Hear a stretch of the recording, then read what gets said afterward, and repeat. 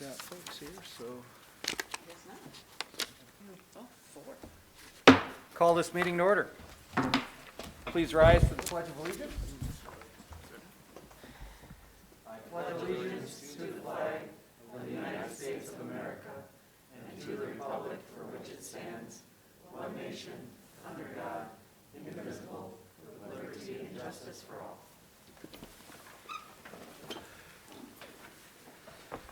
All right. Board Member Carlson, would you please perform the roll call? Yes, sir. Jeff. Here. Greg. Here. April. Here. Aaron. Present. Kent. Patty. And Wade Yep. are absent. Okay. That by design? Just. Did you know that they were not? Yeah, gonna oh, be yes, here? yes, I did. Okay, that's what I mean by. Yep, By yep. design. All right, moving on to item number 4, agenda adjustments approval. Are there any adjustments? I don't think so, do we? Nope. Okay. No adjustments. Great.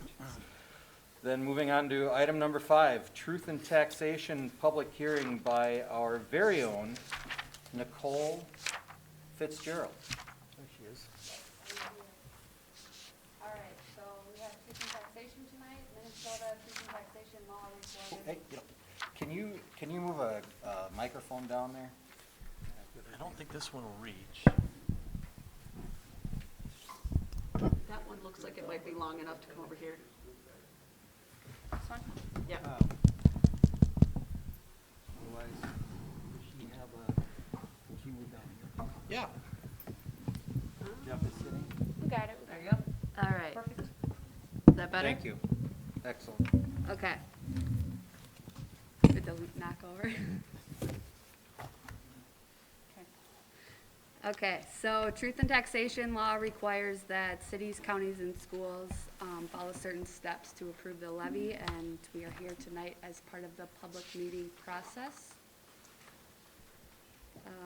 The requirements of the truth and taxation meeting, we have to discuss a proposed tax levy for taxes payable in 2022. We will discuss the current budget for FY22 school year, and then the public will be given time to comment. A few points to remember, revenues are set by the state legislator, local levy and state aid are a mix that is set by the state legislator, and then increases in local tax levy doesn't necessarily mean an increase in revenues for the school district. Then we will go over the current year budget, starting with the revenues. Last year, the actual revenues that we received were $20,086,518, and this year we are budgeting $17.5 million. These were approved last year by the school board, or last spring. With the exception of the construction fund, obviously we're winding down with that, so they will be decreasing. But overall, we are projecting an increase in revenues. We're optimistic that we're on the tail end of this pandemic, hopefully, fingers crossed, that students can remain in the classroom and that our sports and activities are back up and running to get those revenues flowing again. This next slide shows just where our revenues come from. You can see the majority comes from the state of Minnesota at just a little over 78%. Our taxpayers also provide a large portion at around 18%. And then we have other funding for other funds that we collect from activities and donations. That's just under 2%. And then at 1.8%, we receive funds from the federal government. The next slide is going to be our expenditures. Again, you can see the construction fund. We spent a considerable amount there last year, and then winding down this year, hopefully wrapping that up in the next month or so. Last year's actual expenditures were $34 million, and this year we are projecting to spend $23 million. That again was approved by the board last spring. This next slide is just a breakout, a different way to look at how our expenses are spent and where they're spent. So about 45% is going to be spent on regular instruction, back to the students, and then 18% in special ed. Those are going to be the big ones. And then instructional support, that's your technology, subscriptions, infrastructure, that sort of thing, is around 6%. Pupil support, your guidance office, nursing services, 8.7%. Administration, so the district office, principals, that sort of thing, is at 6.4%. And sites and buildings, operations, maintenance, LTFM, health and safety, that's gonna be your 12.4%. Again, same expenditures, just another way to look at it. So salaries and wages and employee benefits are gonna be about 72% of our expenditures. Purchase services is right around 15%, supplies 6.2, capital expenditures 4.8, and then just some other miscellaneous expenses just under 2%. Then we will look at the 2021 payable 22 levy. Again, this is set by state formula or voter approved, and then we have a few local factors that impact the tax change. Real estate, inflationary pressures, our voter approved referendum, property improvements not previously taxed, changes in the assessed market value of your homes, changes in enrollment will be a big one, and then also possible changes in your property classification. So last year we received $4,530,542 from the levy, and this year we are proposing setting the levy at $4,255,150, which is a decrease of 6.08%. The general fund is going to be going down 14.25%, but you can see 7.88% of that was shifted, well, not specifically, but a good portion of that was shifted to the debt redemption, to start paying off our bonds. And then also, the big change is that enrollment projections from prior years are being settled, so our levy was adjusted for that. So we are proposing setting the levy at $4,255,140.96.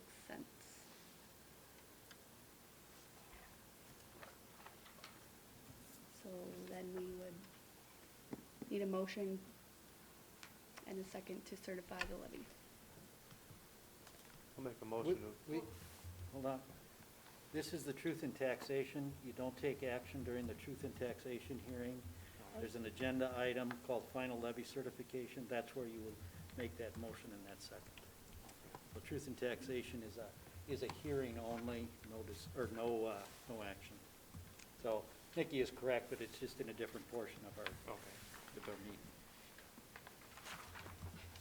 That is all I have.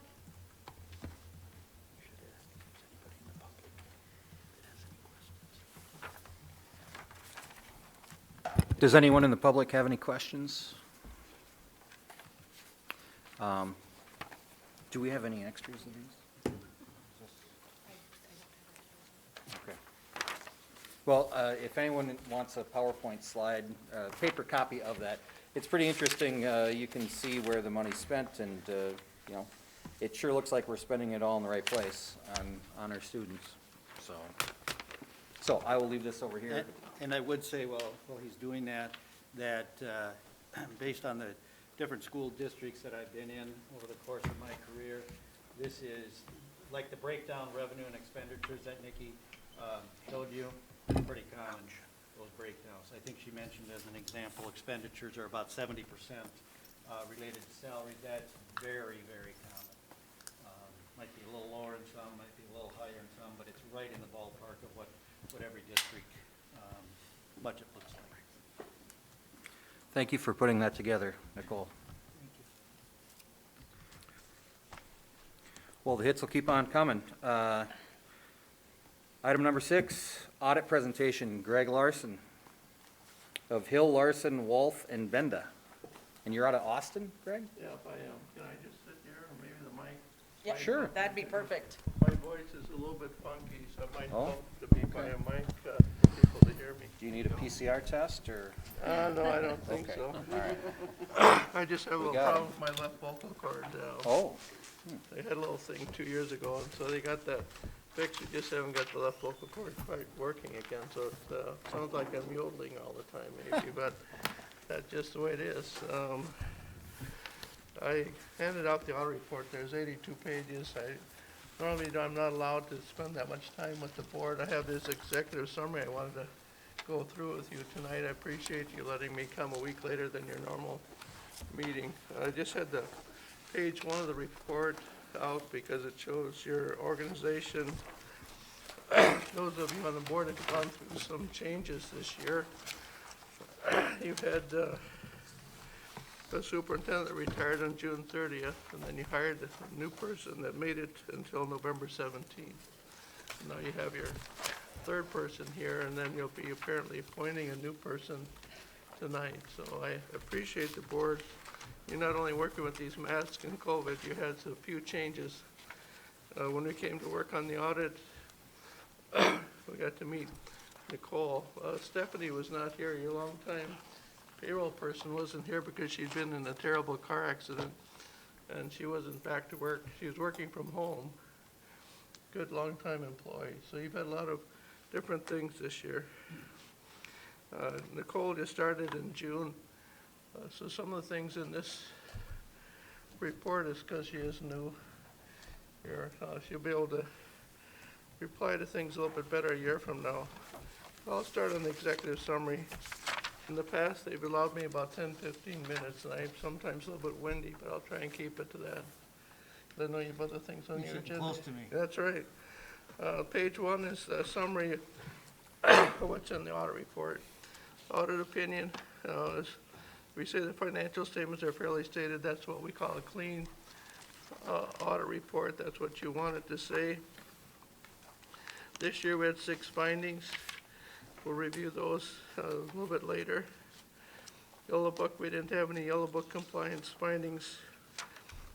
Three of the internal control findings are somewhat related to the single audit, and then Minnesota legal compliance, we didn't have any findings related to that. Page 2 and 3 are the comments on internal control. Those of you that have been on the board have heard us talk about the first 2 every year. You have limited staff here. You have 2 or 3 staff people, but not totally segregated on duties. Lack of control over financial reporting process. We help you write up the audit report, and that's true with all the audits we write. So everybody we do has this finding. I think that's typical with probably 95% of the school district audits has this finding. The next 3 on the next page are related to student activity counts. And unfortunately for Nicole, we brought this up probably the last week that we're working on the audit. She was not aware of these findings from last year. She's aware of those now. I'm thinking they will be gone fairly soon, if not already. Just related to the student activity counts. It used to be a separate page, but now they're part of the general fund. So there's each student activity count is supposed to have a statement of purpose form. So there's 18 of those that did not have a statement of purpose form. There's 41 of those a year ago. Negative accounts, there's 6 student accounts that had a negative balance at the end of June. So just something you don't want to have.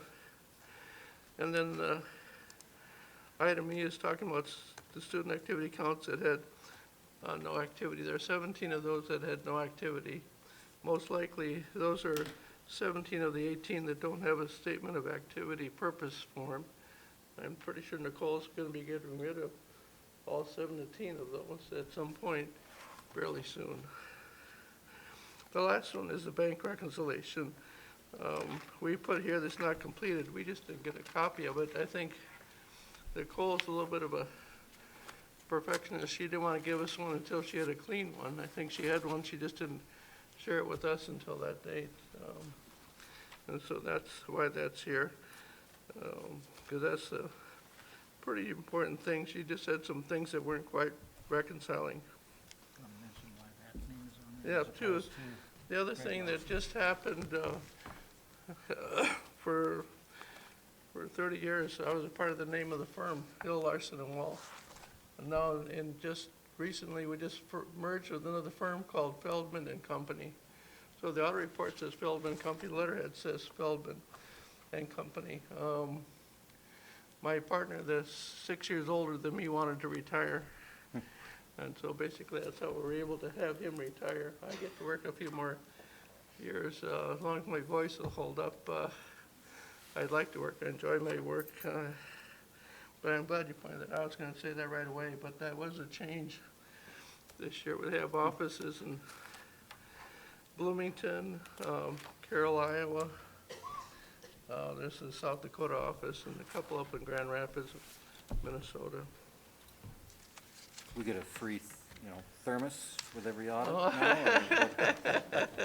I haven't heard about that. I get to see my new budget for next year next week, so we'll Okay.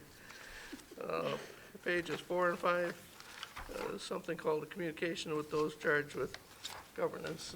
Some of you aren't old enough to remember a company called Enron, but since Enron, we've had to have a letter like this because not everybody on the board is fully aware of what was going on.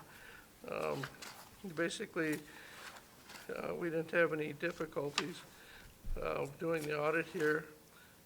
Corrected. Nicole and I were in contact a lot that last couple of weeks in November trying to make sure there were no uncorrected misstatements. And Nicole made a lot of journal entries right there at the end. Disagreements, I'm not aware of any disagreements. When I was here Monday, the superintendent and Nicole signed a representation letter that shows up on the second page. That letter just states some things.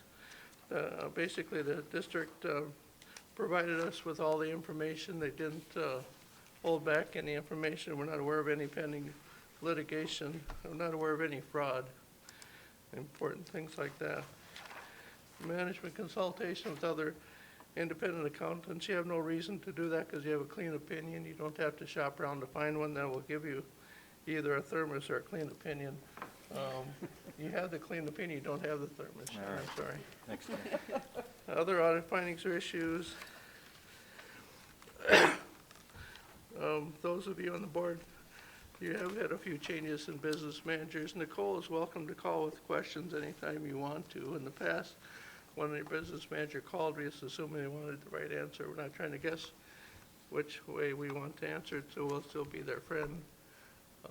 Because you've had a lot of complicated issues this last couple of years with your building project and other issues too. But so no, we felt with all the changes it went as well as it could. The next few pages are some financial trends of your district. Page 7. It shows basically this is the general fund broken down into some different categories. The first column would be unrestricted, but it includes the assigned. You have $600 and some thousand assigned. You have some non-spendable, about $56,000, and then you have, I believe, or a little bit over $1 billion, $1.4 million, I believe, for unassigned. And so you have a total of $2,171 in those categories. Non-capital restrictions, $452. And then the operating capital and long-term facilities maintenance. So total for all general fund, basically you start off the year with $2,660,000 and you improved by $310,000 this year. So basically the general fund balance went up just a little bit. But this is as of June 30th. This is as of June 30th, yeah. So we don't know what the number is at this moment. No, Okay, no, which is fine. yep. Okay. There's been a lot of adjustments since that time. I'm not sure I didn't see the budgeted revenue and expenses for this coming year, what it's supposed to be a year from now. The next few pages are some graphs that give you some detail on how you've done over the last 5 years. Here, the unrestricted which is basically the numbers you saw from before. You can see the numbers have gone up and down, but last 3 years they've been pretty steady. Bottom page 8 shows your restricted fund balances excluding the capital account, so they've gone up the last 2 or 3 years. Operating capital is a little bit down from the year before. And bottom page 9, we show long-term facilities maintenance. So actually 5 years ago, you're in the hole and you've gotten it back out of the hole and have a balance there to work with again. Food service. This has been interesting fun when we work with other districts. With COVID, we've seen that the way the world works now, all the children receive meals that are paid by the federal government. That reimbursement rate is more than what you charge your students. So actually, the food service program went up a little bit this year. Community service fund doesn't feel quite so lucky here. When you look at the 5-year history, unfortunately, your person that's sitting here doesn't like this trend. That's part of the COVID world. The debt service fund has taken some ups and downs. So the last couple of years, I'm thinking there are some bond proceeds that kind of inflated at 19, and then the money was spent the following year. The bottom of the page is probably similar to some information that Nicole had in your meeting tonight. Local property taxes are a part of your revenue, but the biggest piece is your state source revenue. So hopefully you don't have a problem with color blindness like some of us, but hopefully you can see the colors there that can show you where the revenue is coming from. The ADMs, out-of-state schools unfortunately have seen this trend. And you're just fortunate 20 and 21 you were able to hold your own, because we saw some districts where the numbers did go down in 21 because of what's going on in the world here. District and school administration and support services. So we take your administration and your business office basically and show totals for the last 5 years, and then on the right-hand side we show prior year totals. There's no statistics for 21 numbers. Unfortunately, we're comparing current year numbers to prior year numbers for the state, for all schools, in the lighter column, and then the right-hand column would be for districts with 1,000 to 1,999 students. And what is this number quantifying? The numbers on the right two columns would be the statewide average for all school No, districts. I understand that, but what's the 1,075 mean?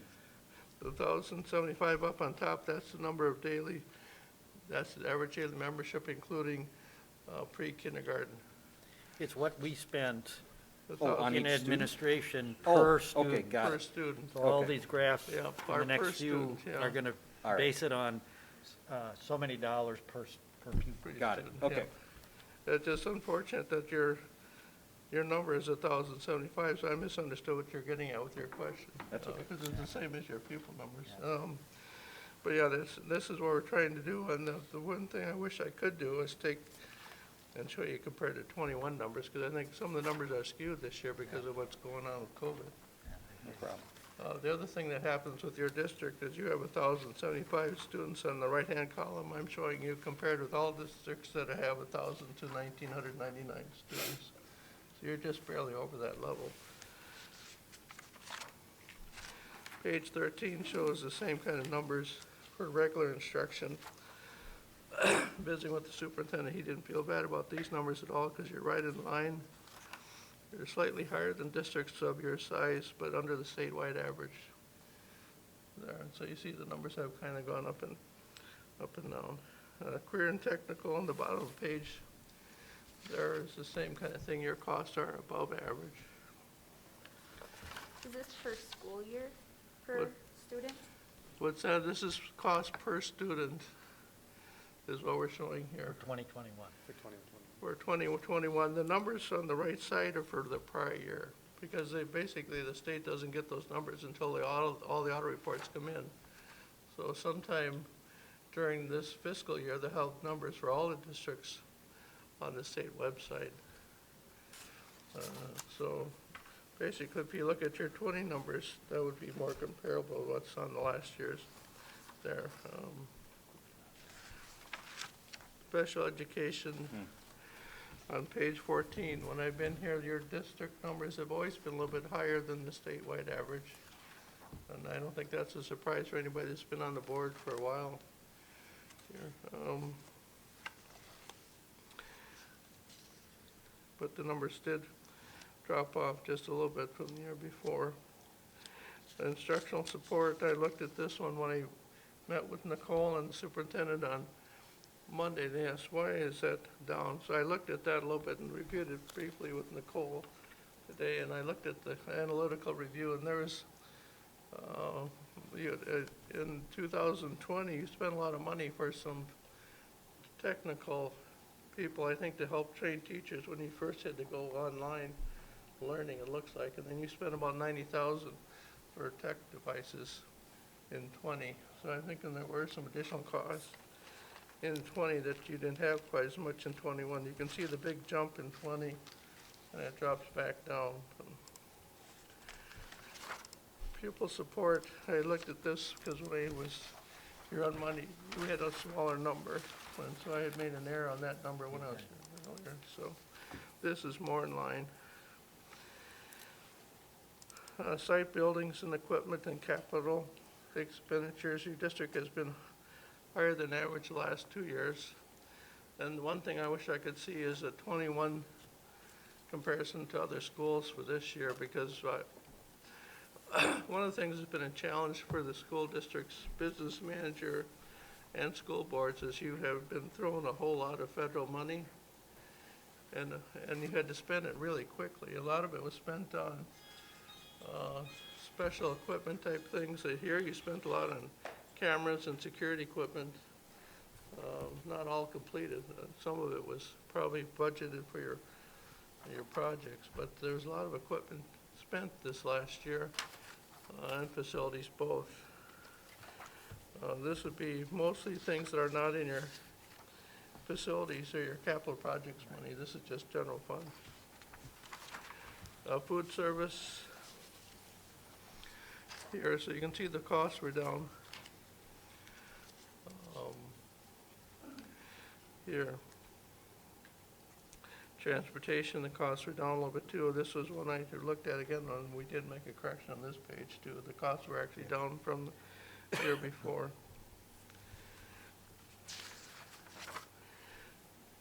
Community service fund, the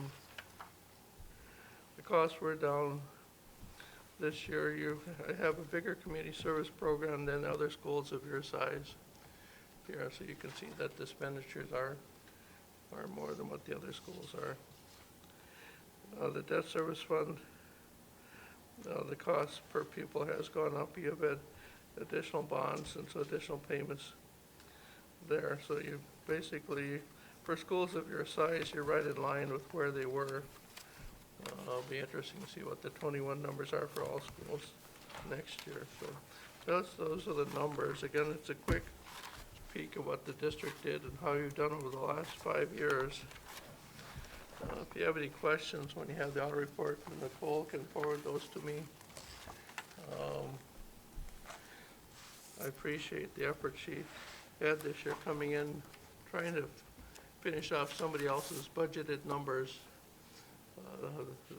This year the budget was set by the other business manager, but she'll be here longer to get a better feel for what's going on with some of those numbers. But, I do thank your staff. I did get to say hi to Stephanie when she was here, when I was here Monday. She came back to work shortly after we were here in October. But I do thank you. Thank you as a board working through this difficult time, because we can't take for granted that basically it's a volunteer position, but you've had to put up with a lot of hard decisions this year. So thank you. Thank you. Any further questions for Greg? I have two. Okay. Actually, one is more of a statement. I guess as superintendent, I always want to know All right, yeah, what I our did talk about unassigned that. fund balance looks like. Yep, yep, You want to talk about that a a little little bit. bit? And then my question was, you want to explain assigned? and Yeah, restricted? basically, the unassigned was, in the big book here, we have it on page 19 or 17. 17. And this one is skewed a little bit because you had a negative restricted fund balance, so the unassigned is slightly bigger than this. But we have, the district has 1,403,000 of unassigned fund balance. And so those of you that have been on the board for a long time realizes when the state of Minnesota has a budget problem, they have this thing called a tax shift. If you're new on the board, we haven't seen this for a few years. Right now, the state of Minnesota's been getting a lot of federal money too, so now they have a surplus. They're trying to figure out how to spend that money. But when there's a shortfall, you need a fund balance here to get through that time. I think, and when we looked at it, that you have enough fund balance to carry you for a month.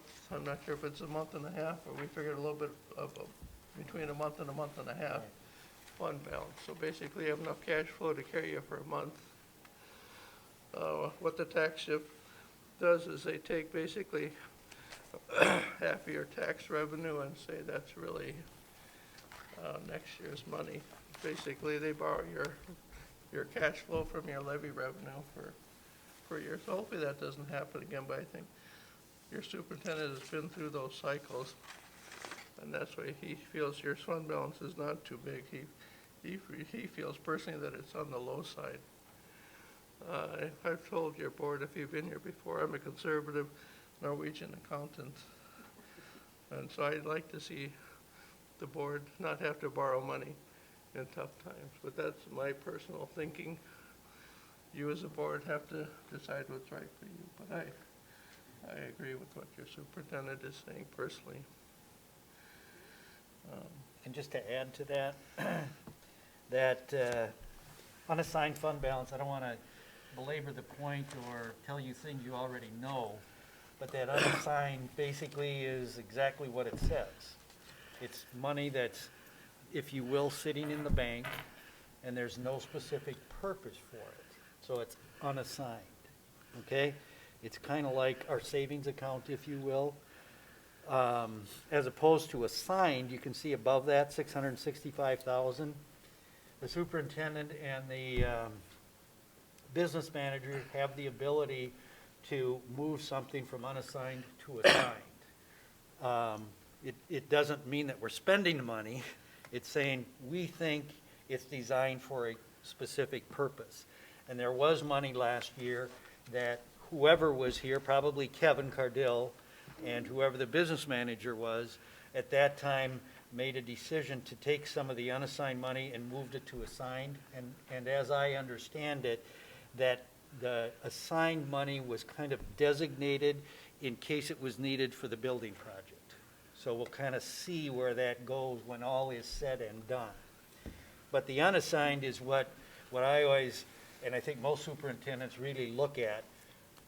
What happened from last year to this year? Are we growing? Are we not growing? How much is it from a percentage basis?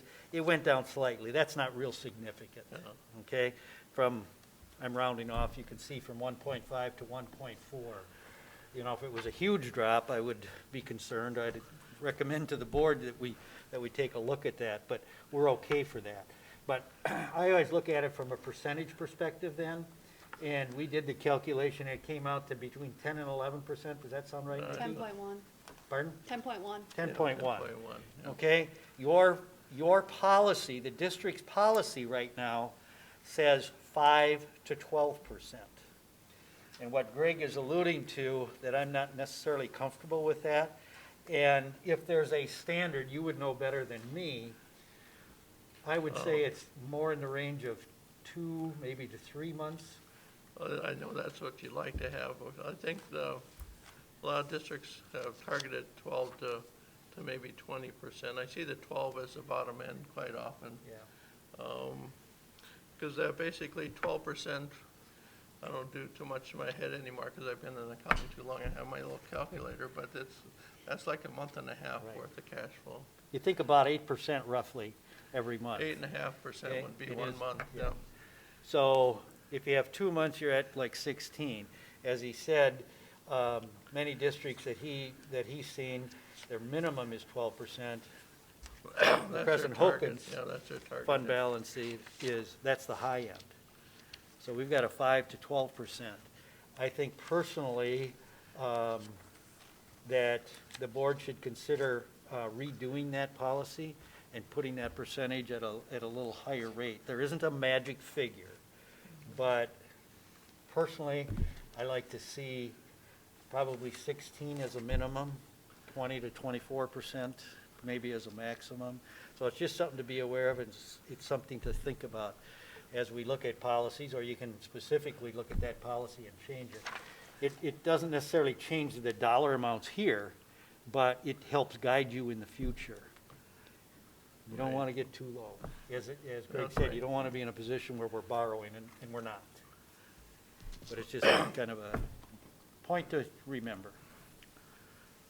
Yeah, yeah, thank you. This does take action. I would recommend approval. Looking for a motion to approve?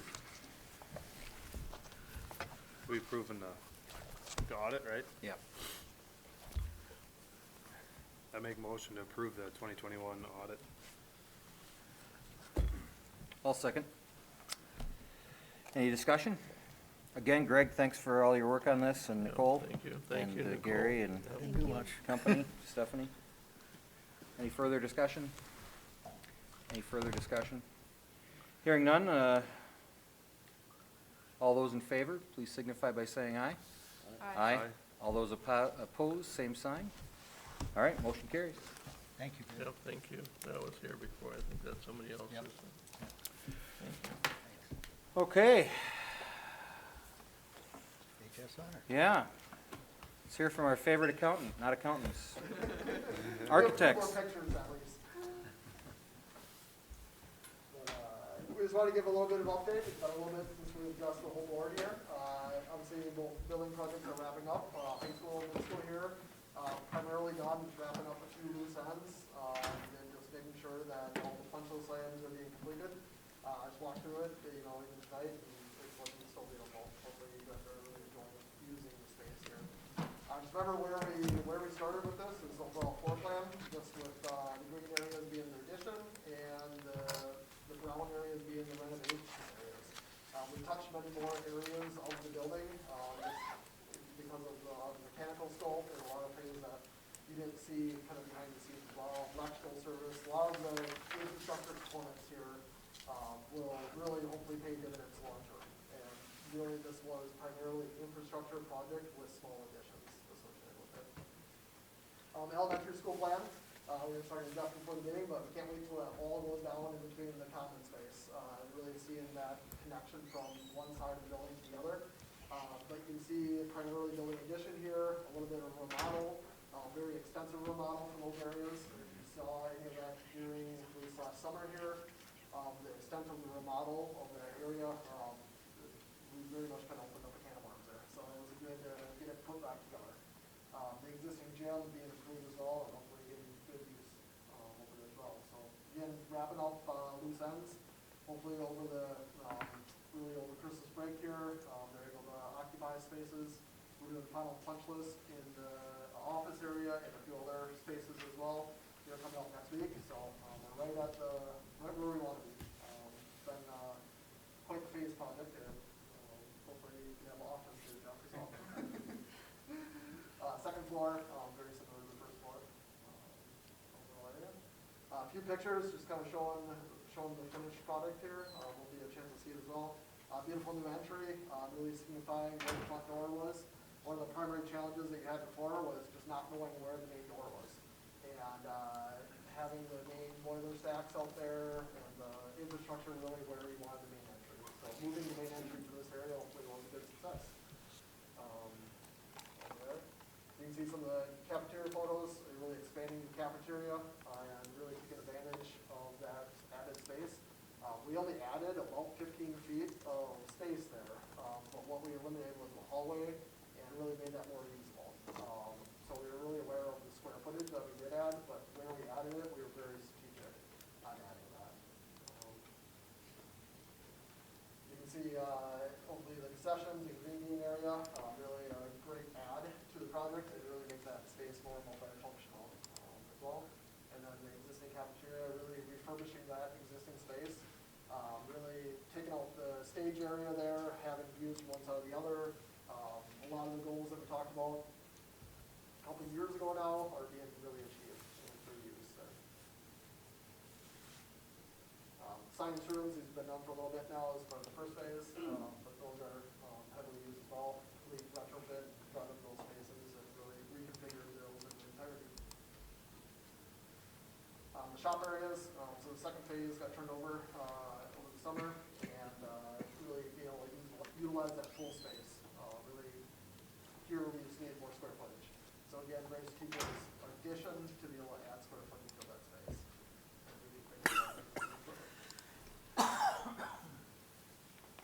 Elementary school, showing some of the progress here.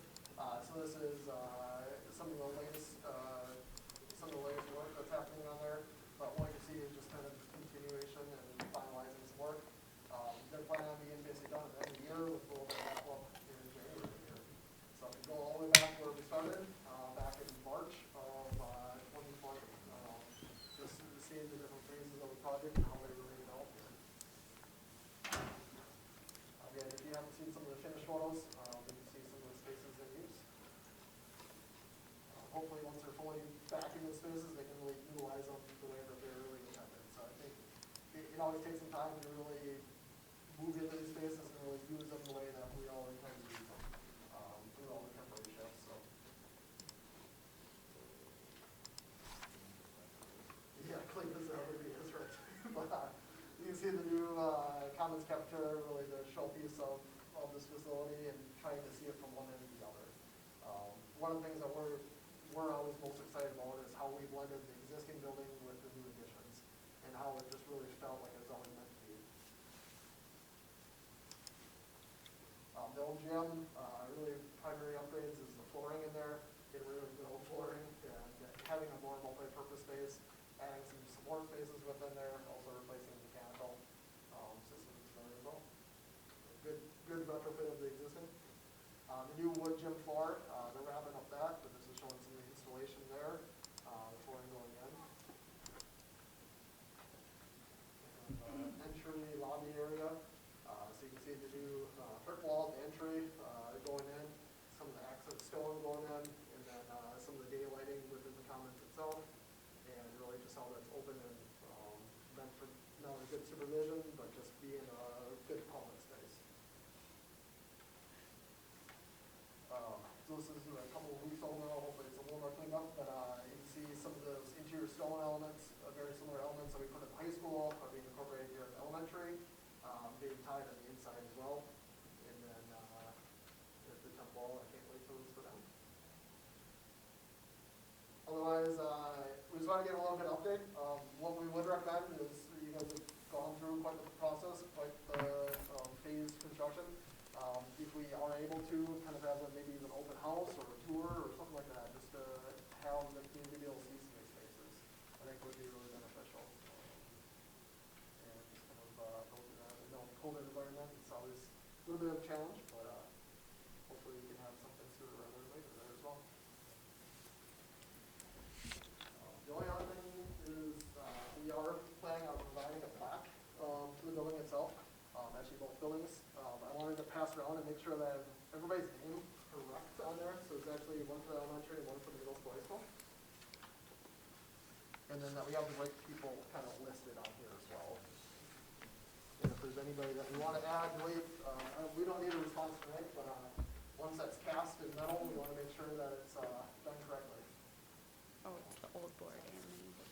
We did list all the board members from basically the start of the process all the way through.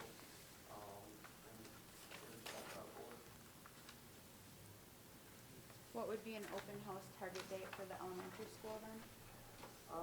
Probably it's more up to when you want to have people come through. Yeah, so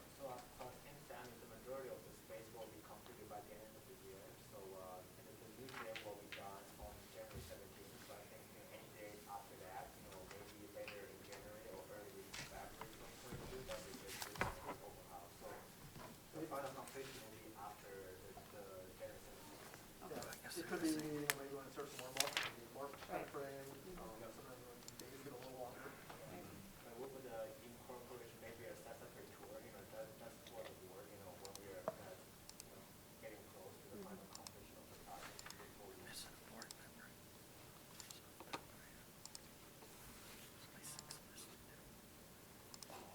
I have to fully leverage that welcome kindergarten families in this year.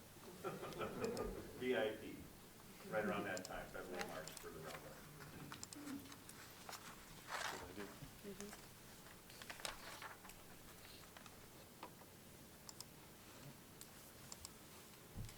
So if there's any other questions or comments,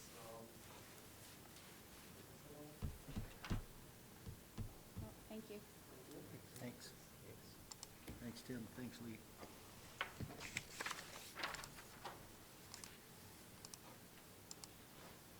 Eric? Sorry, okay. Item 8. No student board member report, okay. Let's go on to board member reports. Jeff, do you have anything? Or you, Greg? Nothing to No? report. April, anything? I can give 2 updates.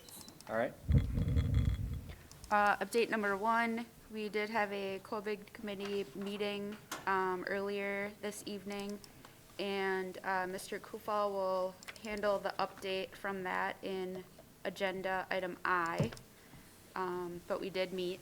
And then I'll also give a brief update on, is it December 8th? We had the roundtable discussion on student behavior that was held here. Greg and I were in attendance, and then the school administrators and Beth really coordinated the evening. I think we had maybe 50 community members and roughly 30 staff members that attended. So it was a good turnout. The format was we assigned people fruit when they arrived, a fruit card, and then they sat at the table that had that fruit on it to kind of mix them up, lunch tables. And then they spent time at that table discussing their top concerns with student behavior. Each table had like a table coordinator that kept them on track and took notes. Then after a certain amount of time, they mixed the fruit. That was a Beth thing. She gets full credit. And then the same topic, so primary concerns, but with their different people this time. And then the next round was short-term and long-term solutioning. So again, they switched tables, talked through short-term, long-term solutioning.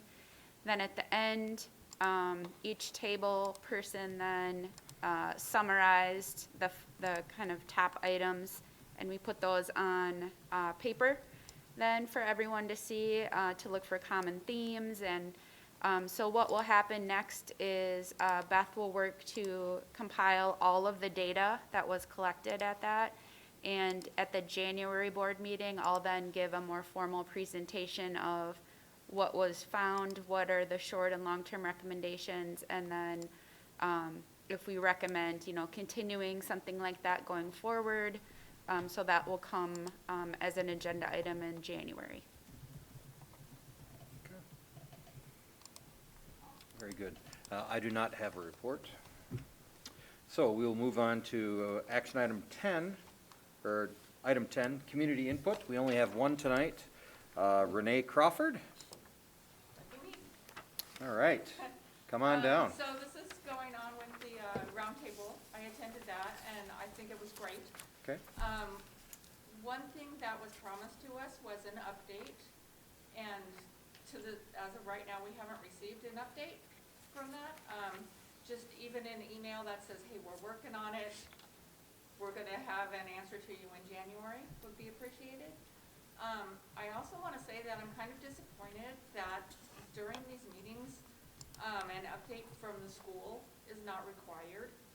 I think it should be, considering all of the issues that are happening right now, that the board should have a voice from Steve telling the board updates what's been happening in the school. I don't know how the normal format is, but every other school board meeting that I've been at and where I came from, they just had the principal give a general overview of what's been happening with the school and what the plans are for, like, to improve discipline or how they're handling issues that come up. So, and, you know, like I said, one of the main things that came up repeatedly was for communication. So, as a parent, I would like to see better communication from both the school board and from the school. That's it. Thank you. Thank you. Thank you.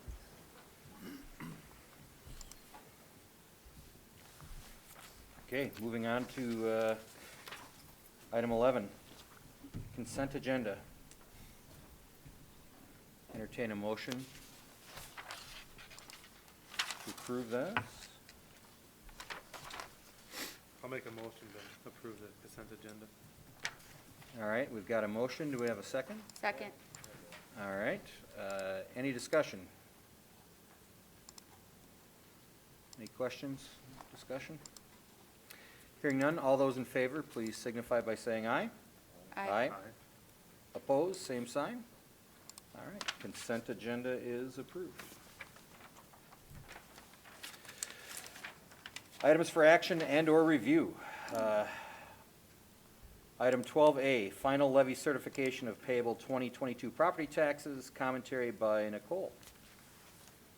So you're looking for a motion to approve? Yes. I so move.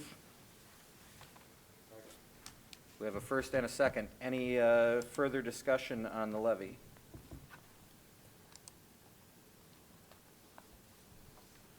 No further discussion? All right, all those in favor, please signify by saying aye. Aye. All those opposed, same sign. All right, motion carries. Thank you for your efforts on that, Nicole. Moving on to action item, item 12B as in Brian, establishing combined polling places for multiple precincts and designating hours during which the polling place will remain open for voting for school district elections not held on the day of a statewide election. This is an annual suggestion from MSBA. We're not suggesting any change, but they are suggesting that each year we establish this resolution, which basically says what we're doing is what we continue to do. So I recommend approval. Entertain a motion. Motion to approve the recommendation to continue doing what we've been doing. All right, do we have a second? I'll second. We have a first and a second. Any discussion? So nothing's changing. Right. Okay. Any further discussion? Hearing none, all those in favor, please signify by saying aye. Aye. All those opposed, same sign. All right, motion carries. Moving on to item 12C as in Caesar. Resolution directing administration to make recommendations for reductions in programs and reasons therefore for the 22-23 year. It may be necessary to reduce faculty due to discontinuance of positions, lack of pupils in certain programs, and/or funding constraints. Program reductions, if any, will be presented at future school board meetings. This is the first step necessary in a timetable required by state statutes to consider and then make certified staffing reductions. I move to approve. We have a second. First and a second. Any discussion? So discussion is, this is nothing. This is an annual thing. Yep. Again, it gives the district the opportunity, if they feel necessary, to make any changes in staffing. It doesn't mean that the district necessarily will, but it gives us the opportunity. If we don't do that, it doesn't give us that opportunity. So it leaves our options open down the road. Fair to say it's perfunctory? Yes. Just wanted to use that word today. Yes. Okay, great. Your approval is recommended. Move to approve. I make a motion to move to approve. Second. Second, great. Any discussion? Any discussion? Hearing no discussion, all those in favor, please signify by saying aye. Aye. Aye. All those opposed, same sign. Motion carries. All right, item 12F as in Frank, selling school vehicles, commentary by Superintendent Gary Kufal. We have, I think it's 3 Wow. Correct me if I'm wrong, those who were involved in that discussion. I think they're all vans, and at least one, if not all three, we can no longer use for student services. There's a requirement by the state, after 10 years, you can't use vehicles to transport students. I know the minivan sitting between this building and the district office been sitting there unused for a while. We talked about it administratively, and Patrick says he thinks we should try and move on from those vehicles. We got a lot of stuff in this district, and by getting rid of those vehicles, that just opens up some space for us. There's several different ways to do that. In some of my past districts, we have sold vehicles, and one of the ways to do it, and it worked well in past districts, but it's only one way to do it, advertise, turn in a sealed bid by a certain date, high bid wins. In my past districts, we haven't set a minimum. You can certainly do that. I always view it as it's a way to get rid of our vehicles. We're not necessarily looking to make a lot of money on it. But if somebody is interested in the vehicle, they can come and inspect it. A lot of times, what we've done is we say, you know, if you want to inspect it, contact whoever, Patrick probably in this case, and you can come take a look at it, but by a certain date, turn in your sealed bid. We'll open them on that date, and high bidder wins. If it's a tie, we talk to the two individuals, see if they want to resubmit a bid. So that's one way to do it. Another is we can have an auction, either live, silent, internet, whatever. To me, the easiest way is advertise it, see if there's any interest.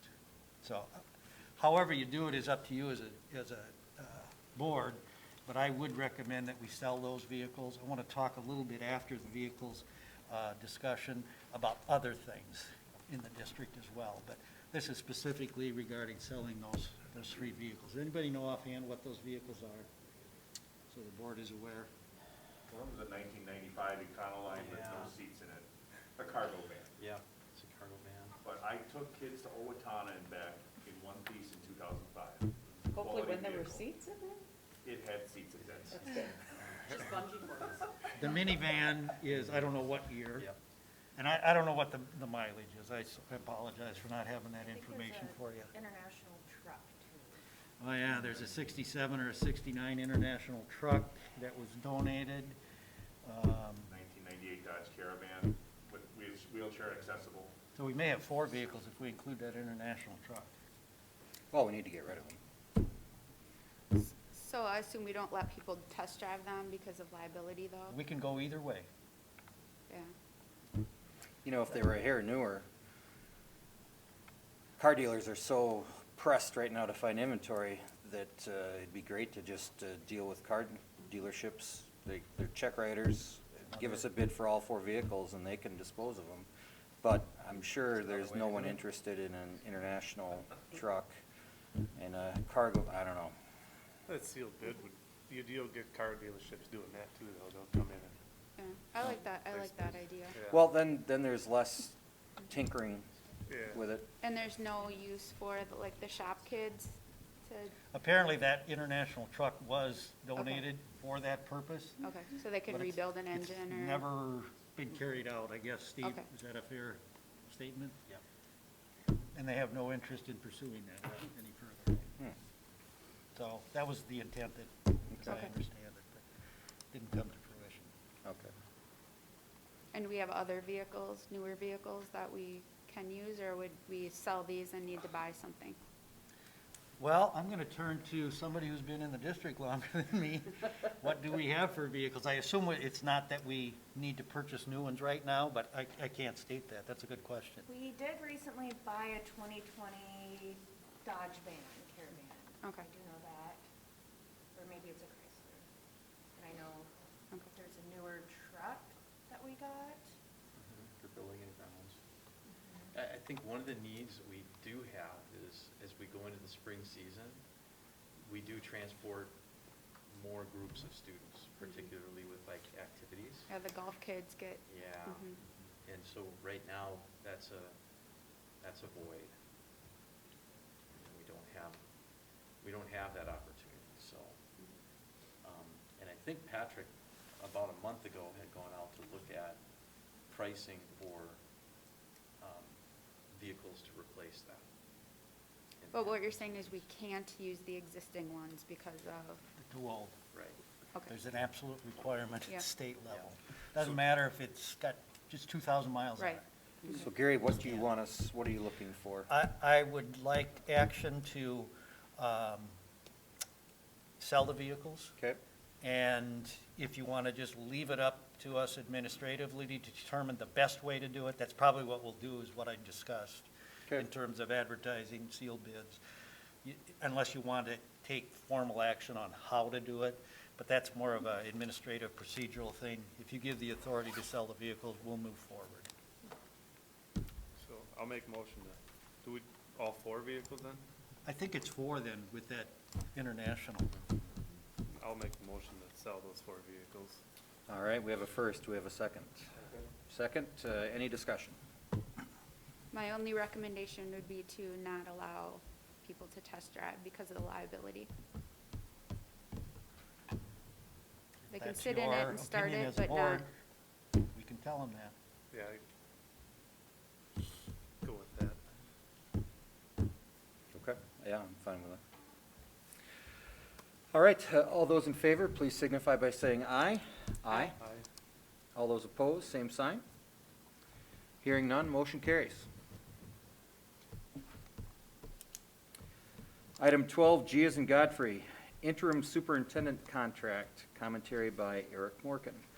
So, Mr. Dale Carlson, former superintendent in the Holman School District for about 6 or 7 years. Then he went on to a smaller district outside of, between Albert Lee and Minneota, New Richland, Heartland, Ellendale, Geneva. Ellendale, Geneva, Gesundheit. Experienced, some of us have met with him, recommending that we bring him on. Gary has said that he will not stay here till St. Patrick's Day, and even Valentine's Day probably is a stretch. And again, this interim is a position that, we will put stability in the district for, starting probably on January 12th through June 30th. Dale will be more than welcome to apply for for the permanent superintendent, but this move will allow us to have somebody in the district 4 days a week to start with the option up to 5. And, Dale is retired, but still wanting to work. If things are moving gracefully and slickly, he wouldn't mind taking it down to 3 days. And if it's doable, I think it's all right. But he seems very dutiful, and feel free to jump in here, Gary. Your observation of, Steve, you met him as well, correct? Dale? Yeah. No, not yet. Oh, you haven't? I know of him. Okay, okay. Do you know him? Yeah. Yeah, we play racquetball no, we don't, but I've met him. And, yes, I sent, well, Wade called you on it, I believe. Yep. And, yeah. So he's tried, true, and tested, and, basically it would be the same contract that Gary has, just increasing the number of days. And in this contract, there is a 403B provision, just so that he can take advantage of that and participate in it. But there's no frou-frou or anything in here. And so that's so doing it for stability and to let Gary off the hook here. So, My only comment is, I didn't know him, but I have met him a couple of times. Eric and I met with him a couple weeks ago, just to kind of discuss kind of the district a little bit. He and I then met for another hour or so in the office for a while. I would say he seems like a very competent very even keel individual. I don't see him getting real excited, and I mean that in a positive manner. He is, I think you used the word tried and tested or something like that. He was in Holman, as Eric mentioned, for 6-7 years. And if I remember, he decided that he wanted to consider retirement at that time, but then decided, maybe I'm not ready. So he came across the river and was actually in Nurhague for, I believe, 6 years. So it wasn't just a one-year deal or anything. And then decided it is time to retire, but he does live in the La Crosse area. Yes. So he apparently had told Minnesota School Board Association that, hey, if anything comes up on a interim basis, I would certainly consider that. So that's how that came about. Thank you. Yes, Gary Lee gave me his name. Now I understand what your question was. I'm sorry, I didn't mean to be a smart aleck. Okay. And so some board members, I don't remember who, did you? April and Wade. I met him. You met Yep. with them, Yep. April as well. Yep. And then, if approved, he would start, whatever that start date was, January 12th. 12th, go up to MSBA with us, and then we'd keep you on through Right. January, and then we'd have a couple weeks That's for. kind of the plan, a transition. I would stay through the end of January, he would start roughly mid-January. And we've already worked out some days where we're gonna work together and we can kind of transition things for him. But you have agreed to keep your bat phone on, though, for at least Absolutely. through Easter? Okay. Maybe even through the end of the year. All right, Bat great, phone, great. phone only. Okay. Maybe no I can problem. meet in.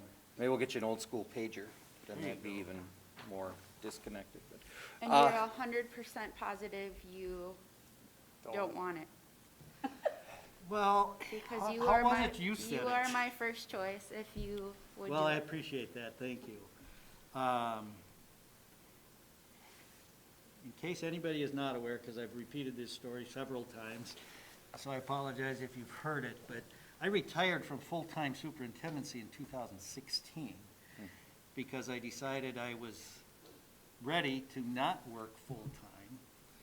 And then in 2017, 18, Mabel Canton was looking for a full-time, or excuse me, a part-time, half-time superintendent.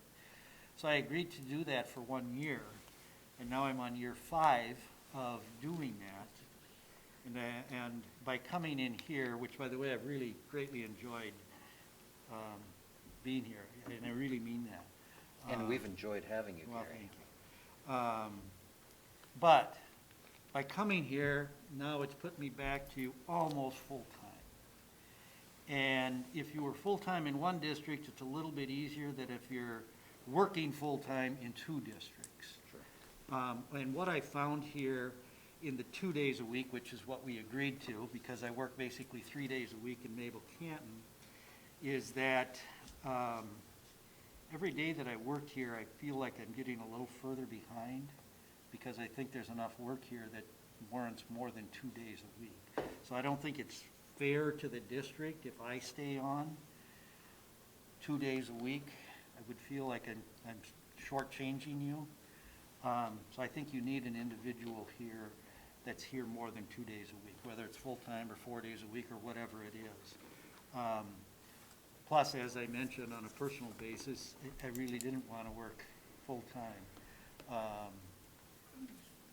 But I didn't want to leave, this sounds, I don't mean to make it sound about me, but I didn't want to leave the district in a lurch.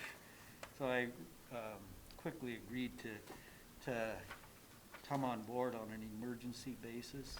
Really appreciate that. Well, thank you.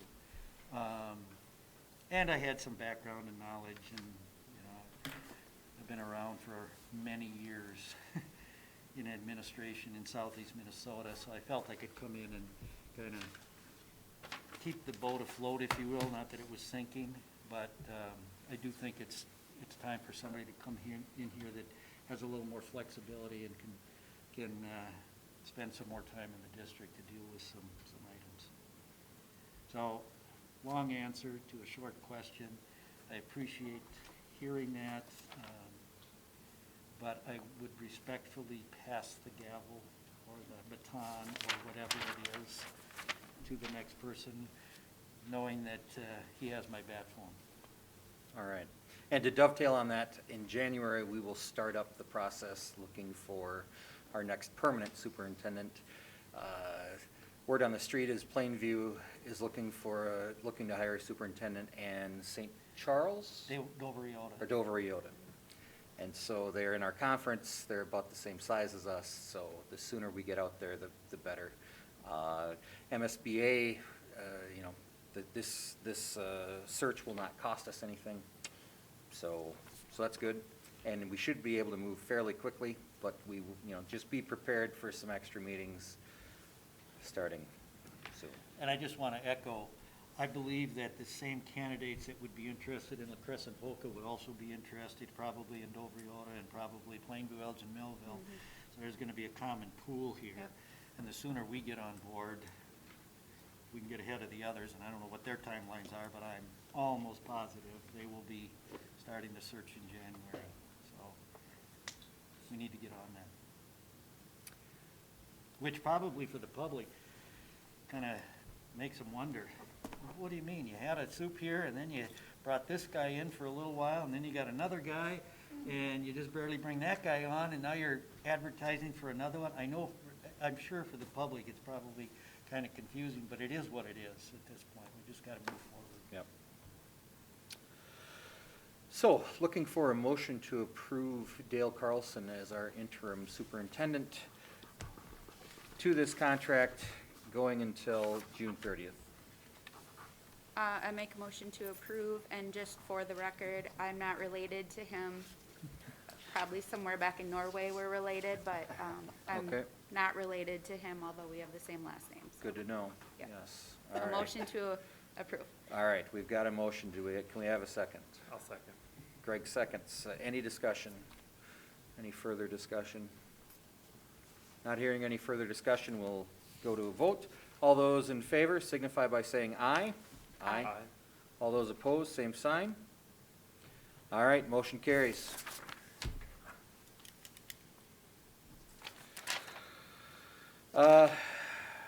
Item 12, H is in Horatio, World's Best Workforce.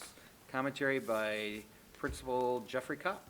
So this is a report on what we have been working on for the previous year. Okay. You can see it's got the table of contents there, but I would direct your attention to, actually, if you want to scroll way down to the end, just get to the, cut to the chase. There are 5 goals that every district in Minnesota needs to work on. Okay. And I've put in parentheses where we're at with them, the first of which is students ready for kindergarten. We've achieved that goal. That doesn't mean that all the children are achieving high results. We're still working with them, but in terms of that goal, 3rd grade literacy, we have been focused on that goal at the elementary school for 4 years now, and are achieving that incremental goal. And then the next one is closing the gap amongst students at risk or students with a disability. I think that's something that is ongoing and relates to our summer programming and the COVID recovery services that we're going to be offering to students. The next one is career and college readiness, and I guess I would certainly defer to Steve if he wants to add to that, but we've recently invested heavily in our career and technical department, and students are more and more ready for graduation. We have a goal to increase enrollment in those skilled trade classes after the investment of the physical spaces we've created here, and then we have traditionally had very, very strong graduation rates, so we look to continue that trend. And this is just the report. The important work now begins where we bring together community stakeholders and look at our data and make new goals for next year. And that conversation is, I think, where the real power of the World's Best Workforce is seated. So I'll be working kind of alongside with Beth Feed to organize that community input in a series of meetings that are to be scheduled this coming year. And I could try to answer any questions. Typically, this is the role of the superintendent, but we're all pitching in along the way.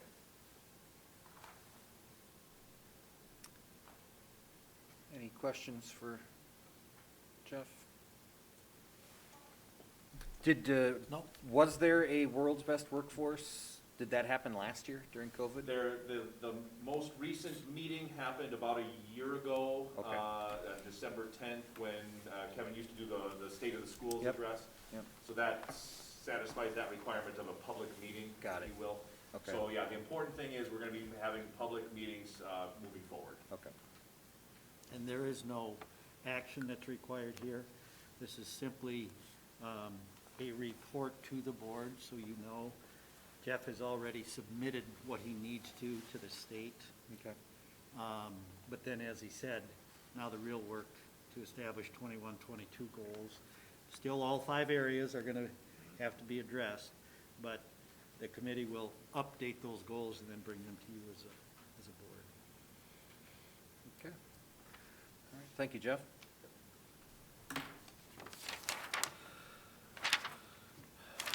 Item 12I, COVID-19 Committee Review, discussion. Yeah, I put this on, and we talked about it at the COVID committee, as April mentioned. We met at 4:30 before this board meeting. And I suggest that be an ongoing item at monthly board meetings, just so the board is fully aware of what the committee is doing. And if there's any change in recommendations, that should come to the board for your change. And indeed, we're going to discuss that in just a moment here. So you should see that every month. There may be no change, and the committee will meet, but they may say there's no recommended changes, so you don't have to take action on it. But if there is any recommended changes coming from the committee, the board should approve that. We did meet and had several discussion items.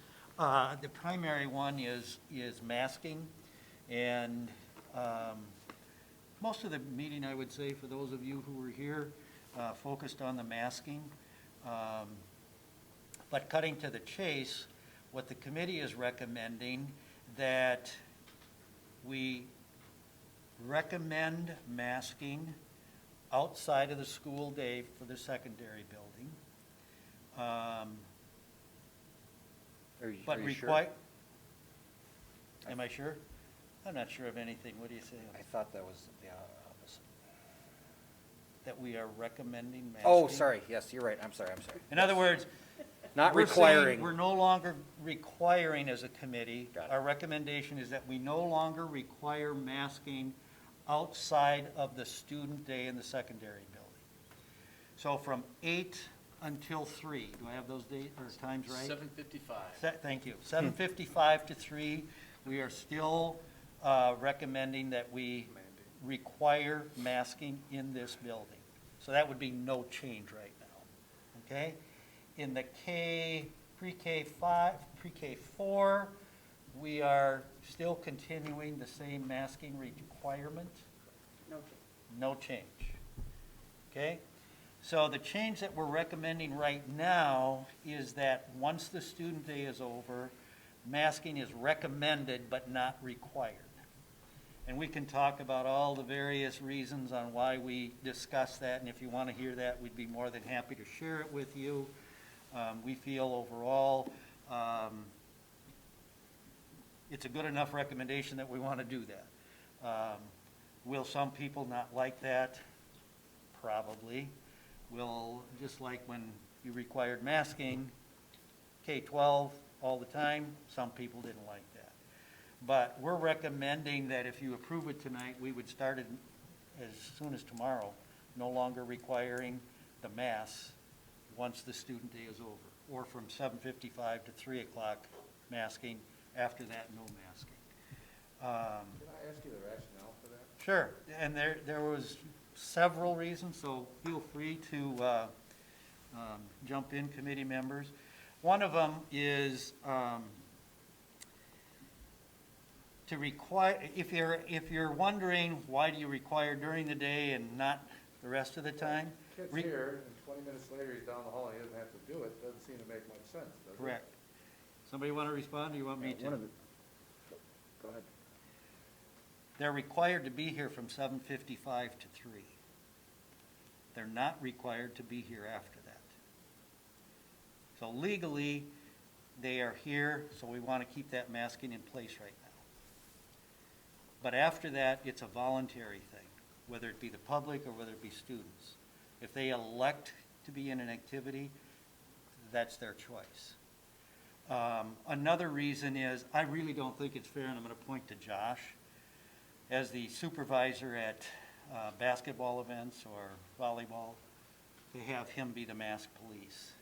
That, and I think you would say there's been several times where that has been less than pleasant, for lack of a better term. accurate. And so much so that occasionally, sometimes that takes away from the event that goes on, and everybody's focusing on what's going on in the stands. So those are two other reasons that we discussed. Anybody want to bring up? And also, we talked about the level of supervision during the school day being Yes. significantly more than, after-school activities. It's a lot smaller, adult to student ratios during that time as well. Now, what we're also, and I don't know if this helps with your question, Jeff, but we are also, we did discuss, but we're not recommending any change right now during the school day. But we did discuss about potentially recommending a change in that as well. But we're not ready to say we recommend masks rather than requiring them. We need to have more discussion as a committee, but we are considering bringing to you in the January board meeting a recommendation that masks no longer be required during the school day. But that would be effective sometime, probably, what we talked about was possibly recommending that change occur at the end of the first semester. And there's a couple of reasons for that. One, there's some details that just have to be worked out in terms of quarantining and how do we handle some of those details. But also, we want to get through the winter break, where typically when you don't have school, there tends to be an outbreak a little bit more. And we want to get through that period for a couple of weeks. In this case, it'd be about 3 weeks, to see where the data goes and give that a chance to work its way through. So right now, we're still recommending the masking during the day, but we may come up with a recommendation next month that we also take the masking requirement away during the day. So I don't know if that answers your question or if you need more information. And I'd add a couple of things too, for your benefit, since you weren't at the discussion during the committee meeting. But, when we passed the policy initially, we said we would look at it again when things change. Well, things have changed in that now all school-age kids can get vaccinated if they choose to, or if their parents choose to. Do we know the percentage of kids that are vaccinated? No, Lauren had, her best guess was, I think, the last time she really looked at those numbers was back in August, because we talked about it at the committee level then, how important it would be to continue to increase that. And those numbers were at 58%, and that was prior to anyone else having access to the shot. I think some of the data that Lauren shared tonight, county-wide, people at 12 and older right now in our county that have had at least one shot is 71%. So, obviously those numbers are continuing to increase, which is a good thing. And Lauren talked also about, another mitigation strategy that we have that we, wasn't available to us last year is the ability to do some rapid testing. Right. And so she's already administered, I think she said over 200 already this year, to check for kids that were symptomatic. Of course, there has to be a signed parental permission, for that to happen. And the number of positives there have been, pretty low, so just a couple things. And we are, we're not changing the policy or procedure, the plan that you put in place, because right now they can be tested in school. But there's a second test that's available that she's ordered, Binex testing, if you're familiar with that at all. but that also, that test allow families to take the test home and test, and then provide verification of it. So trying to make it as simple or as easy as possible to test. So that's just another thing. It's not a change in procedure, it's just one more test that we're doing. So what's your prediction then on positive cases after the holiday? If I knew that, we could give you a recommendation right now. So there's I would guess there's gonna be an uptick. Yeah. Whether it's enough that we, as a committee, say to you, we wanna keep the masking in place or not, but that's why we really don't wanna make that recommendation. I guess we're kinda giving a heads up to the board and anybody in the public that, that's at least a discussion we're gonna have.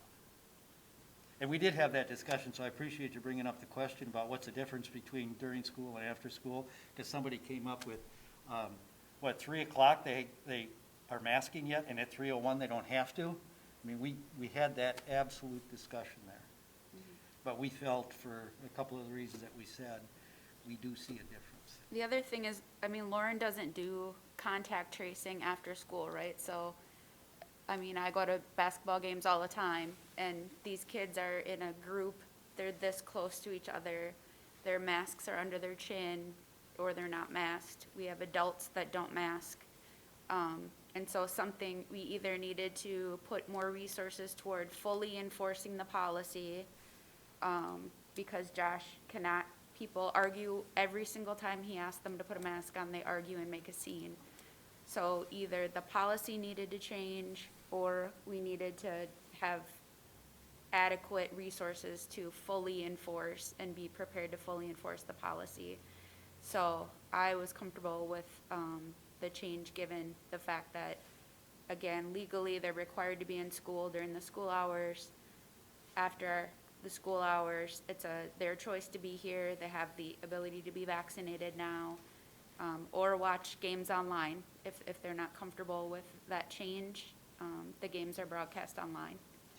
Lauren also brought some data forward about what other schools are doing, and not that we have to do it the same way as every other school, but we're one of the few schools that still require masking in school. I know that Lewiston Altura still does, but they have the same set of procedures that we're recommending, which is they mask during the school day, but outside the school day, they don't require any masking. Albert Lee, I know, still requires masking. I can't think of anybody else that I know of that I think requires Rochester does. masking. Rochester, in certain schools, they Yep. do their masking and unmasking and distance learning and, Yep. yeah, right. I got one question about that. As far as like band concerts and choir concerts, those are required for school. What are the works of that, since it's after school, would that then be just a recommended?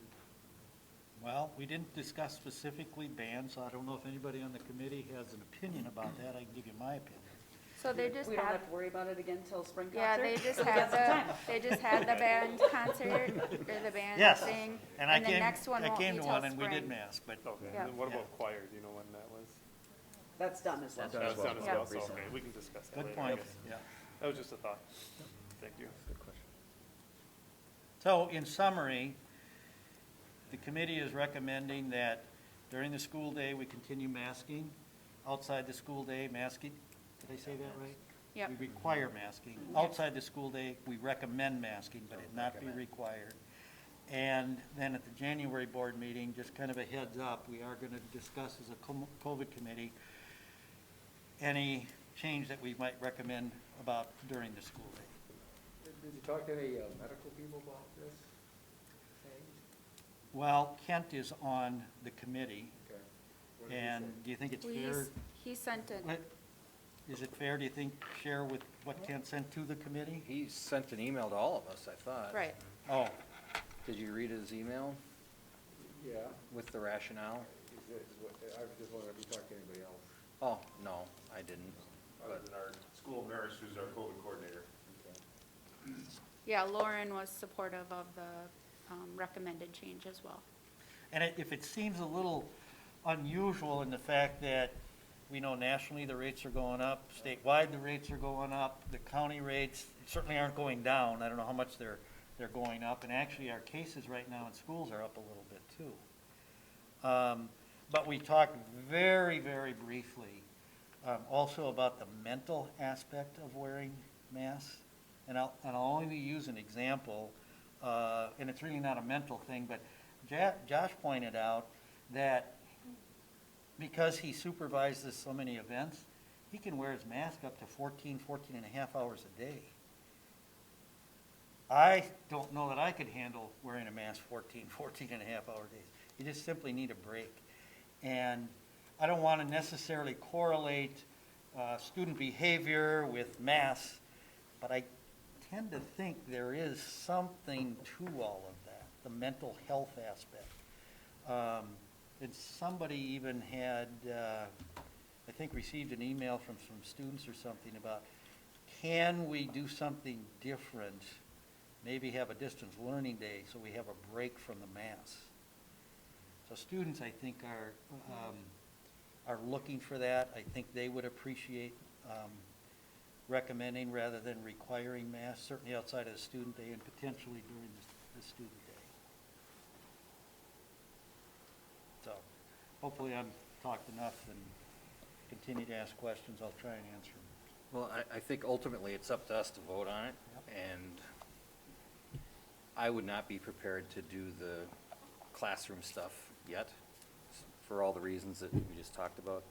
But the after-school events, I think I'm all right with. So, but It seems to me that if you're uncomfortable with having it during the day, nothing changes when you switch rooms. right. No, it doesn't, other than that people aren't required to be at the athletic event that night. They are. So that's, that's the only The thing. kids in the sport are. Well, they are. But they don't wear masks when they're playing. Or practicing. So, let's vote on this. So what exactly is the Recommendation? recommendation? Specific. Specific that outside of the student day from 7:55 to 3 o'clock, masking will no longer be required in the buildings. Secondary building. I'm sorry, thank you, in the secondary building. They will be recommended but no longer required in the secondary building. No change at the elementary at this point. Masking still required if you're in the building. Surround care. Yep. One quick question on that, I guess. How long does it take for the buses to leave for the initial clear out at the 3 o'clock bell? Because I don't want students at 3 o'clock going like this, even though there's hundreds of kids walking Well, home. they clear up. So I was just wondering, what time, do they normally, are they usually cleared by 3 o'clock, or do we need to push it to 3:15? I would say the buses leave by 3:10, and, on the buses, that's not gonna change, because of the federal mandate, they still have to mask on their way home there. But by 3:10, the majority of students have either moved on to practice or have left the building. So maybe we push it to like 3:15, so that way the students that are there during the school day are not exposed, because you still have that time to get picked up and out of school. Does that sound reasonable? I can see an enforcement issue there. Tell me Because how this is gonna work for you. You guys are the ones that gotta do it. It was a little more clean, it's a little more cut and dry when it's the actual hours of the school day, because then that's the time that they're legally required to be here. And at 3 o'clock, at 3:01, they're not required to be here anymore. They can head right out the door to walk home or ride their bike or go to practice or get on the bus or whatever the case is. And so that, I think for us, it would be a lot easier to monitor. 3 and o'clock, we'll enforce get that. the whip and thing, we'll all run down the halls together. Licking lockers on the way. Oh, And that was But the there- contact tracing thing, that Yep. they transition, you don't look at the hallways for contact tracing. okay. Honestly, what I envision is the majority of kids are gonna leave the building, still have their mask on, they're getting on the bus, they have to, right? And a Kids- close contact is 15 minutes. Yes. Okay, so 3 o'clock would still be, okay. So what's your view on this, Steve? You know, we've had a lot of debate on it. I think we've learned a lot from just talking with other districts in the area too. And I think we recognize that at some point, we have to transition, you know, and when and how is that gonna happen? I think a lot of it came down to, you know, we've been looking at high rates of transmission in Houston County since July. And I think when we first set that metric, we were all very much of the mindset that as we got shots, we would see these things decline. And I think what we are, I don't wanna say frustrated, it's not the right word, but we're not confident in just relying on the county data. We are more interested in what's happening like right within our buildings. And we have not seen the same rates of transmission. And we have a lot of mitigation strategies that, you know, we'll continue to use. And we have some things available to us now that weren't available before. But I think after school, I'm absolutely feeling like this is the right thing to do. There are not, you know, we haven't talked with any other districts that have continued on with trying to enforce that masking, you know, beyond that regular school day. But I do think, you know, like Gary said, we've got another meeting in January 12th. We'll know more as we come back from Christmas what our numbers and data look like, and there's, you know, nothing hard and fast on that end that we have to, I mean, honestly, if we did it the first day of the second semester or it was 2 weeks in, I don't know that there's anything, you know, magical about that looking within the school day.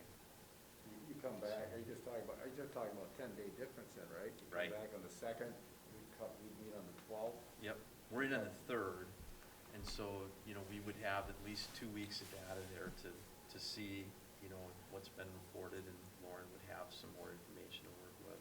And so you guys are recommending that we see if there's an uptick if we get rid of the mask, is that what you're saying? I think we want to see what that data is going to look like in January, and then make, you know, a good decision about that relative to the classrooms and the school day. And the COVID committee will also meet, not only meet on the 12th, but will also meet on the 19th, right before your board meeting. Right. Point out that this allows parents 2 weeks after school comes back to get children vaccinated. It gives them more time to get vaccinated. If you give them a heads up that masks are coming off. If there's parents that don't have their children vaccinated, they may change their mind and get more people vaccinated prior to a date also. But rather than making it like this and giving them no heads up. So we just need a motion then? Yep, so can you repeat approve? the specific, Sorry. what you're looking for, Gary? Committee is recommending that effective tomorrow, the 512 building will continue to require masking during the school day from 7:55 to 3, but outside of that time, outside of that school day, masking will be recommended but not required. Elementary will remain as is. We're asking masking whenever they're in the elementary building. Is that too long? No, that's fine. Outside I the make school a day. motion to approve the recommendation. I'll second. We've got a first and a second. Do we have any further discussion on it? Or any further questions? Any further discussion? I have a question. Is the public allowed to make comments to the committees? No?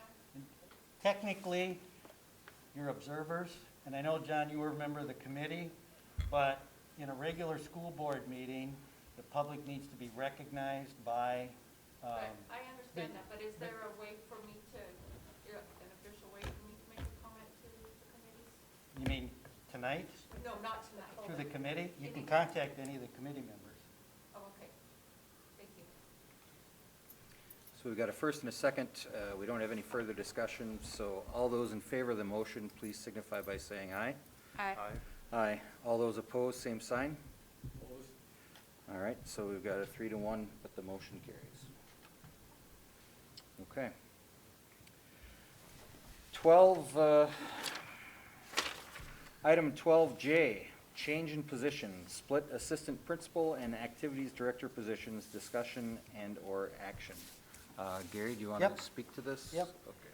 My understanding is at the last board meeting, there was some discussion about changing Josh specifically, his position from AP, AD, and separate the AP portion from the AD, and specifically, he would remain a principal full-time and or advertise for an AD position. Josh, Steve, and I have met a couple of times to discuss this, and our recommendation is that if you approve this tonight, we will advertise for an AD position. Josh, for the remainder of this year, would be considered an assistant principal 512. Steve would remain principal 512. Next year, that those positions be transitioned into middle school middle school 5-8 and high school 9-12. We had a discussion about should we transition, if you approve this, to a middle school, high school right now. We felt things were pretty much in place in terms of supervision and several other things, that we would just keep 512 principal and 512 assistant principal for this year. Josh's position is not in the principal's bargaining unit at this point. His contract has not been settled for this year, so he would continue to work with the board negotiators, either the committee or an individual, to determine his salary for this year. Steve and Jeff are in the principal's bargaining unit. That needs to occur as well, so they would be negotiating as a certified bargaining unit. Next year, Josh being middle school principal, he would join the principal's union, and so actually Steve and Jeff would be negotiating year one of the 2-year agreement, but then Josh would enter into the year 2 agreement and negotiate year 2. So we would advertise for an AD position. Josh would be AP, full-time. The AD position we're recommending to be half-time with a salary in the range of, correct me if I'm wrong, because we had several different discussions, but it would be a range of $30,000 to $35,000 for the salary. I did some comparisons with area schools. Josh did as well. And if you were to look at structures for activities directors, they're all over the place. There isn't one standard way that they do it. And I can just share briefly. I looked at 5 different schools. Lake City, they have a teacher who's full-time, and they give that AD 25 additional working days. So that's where the increase for the duties is. They get to work 25 additional days. Plainview, Elgin, Millville, the AD teaches 2 classes. Typically you have, at the secondary level, 5 classes being considered full-time. You have 2 classes, he teaches 2 classes, and he has 3 hours for AD. Then he gets an additional stipend, and it varies depending on years of experience and everything, but about $9,000 additional. Dover Yoda just switched to a full-time, to an AD separate. Used to be an AP AD, which is kind of like Josh's position. They just switched this year.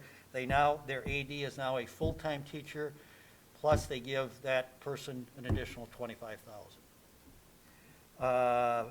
Pine Island is a little bit of an outlier. They have more administrators. They are bigger. They're about 1,600 students, and they do have a full-time AD. Last year, 20 and 21, they paid that person full-time $72,100. And finally, I looked at Zumbrota Mazeppa. They have a combination AD, Dean of Students. So it's not a certified principal, but it is a dean, so it's somewhat similar to Josh. And they paid that individual $90,000. Josh, do you have any other examples you want to share? No, just other than, our position's a little bit different. We For a school our size, we offer more offerings and levels of those offerings than any other school in our conference, hands It's a down. full-time job. Yeah. Yeah. It's realistically been a 1.6, 1.8. It's crazy to think you're gonna get some guy to come in here part-time and do it for 35 grand. I've been doing it for 10. Wow, that's crazy. That's all right. Crazy. So you're right, yes, So, you're absolutely right. when we add these assistant principal, that's not gonna, is he gonna be given a raise for that, for the extra work, or no? What will happen is he will negotiate this year separately for any raise. Next year, he'll be part of the formal bargaining unit. So we're looking for a part-time this year, 80. Josh is gonna be assistant principal, right? For the remainder of this For the year. remainder of this year, and then next year you'll be just you move up to a regular principal? Middle school principal. Middle school principal, okay. We're gonna call him part-time, but he's gonna keep doing the job. He's gonna be doing a full-time job plus an assistant principal. That's what we're asking him to do, correct? No, he'll be doing one full-time job, Assistant principal, and we'll find a part-time. and we'll hire a .5 athletic director. Okay, so you're not gonna be an assistant, you're not gonna do part-time athletic director? No, we would anymore? post for that and Whenever it's interview. hired, and I would obviously help that, I mean, honestly, the scheduling for the rest of the year is done. And so, I would help that person, or train that person, transition them in so that, you know, they can kind of hit the ground running. And then I would be here, obviously, to provide that support ongoing. Okay. So do you think it's a part-time job? I think it's .5 to .75, solid point, you know, for sure. Especially when you add, you know, the positions change quite a bit, you know, and then you add in, you know, coaches' professional development, you know, all the pre and post-season conferences with individual coaches and seasonal coaches as a whole. And then you add in you know, the text messages, the phone calls, the emails. The nights you're 7 here. days a week, you know, all the supervision and, you know, it's, late nights. Yeah. Yeah, it's a lot.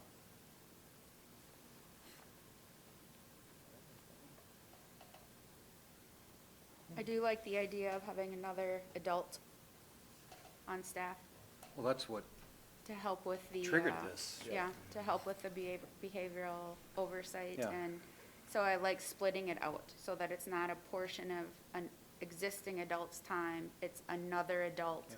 that would be around to help reinforce behavior expectations and I like that too, I do, but if you're gonna get somebody here and keep them, are you gonna do that part-time AD? That might be something we could look at too, is in the future going full-time. If we feel like they're spending too much time or more time than a part-time. Oh, they will. I mean, I'd like to see it start as a .5, and then if they can demonstrate that the position really is a full-time role, then review it as a committee, but I guess I don't fully understand what would take a full, I don't understand it, like, today. I would need to understand better what would take a full-time role. Just the hours you're here. Well, you know, you figure just the winter season, you've got girls' basketball, varsity JV, 10th, 9th, 8th, 7th, then boys' basketball, same, then you've got the wrestling, then you've got the hockey, then you've got the, missing one, gymnastics. And is it fair to say winter is the busiest time for you? Well, I suppose it's, Fall's busy as well, because you know, there's, cross-country. yeah, boys and girls soccer and football take up a fair amount of time. To Jeff's point, I think it is a full-time job.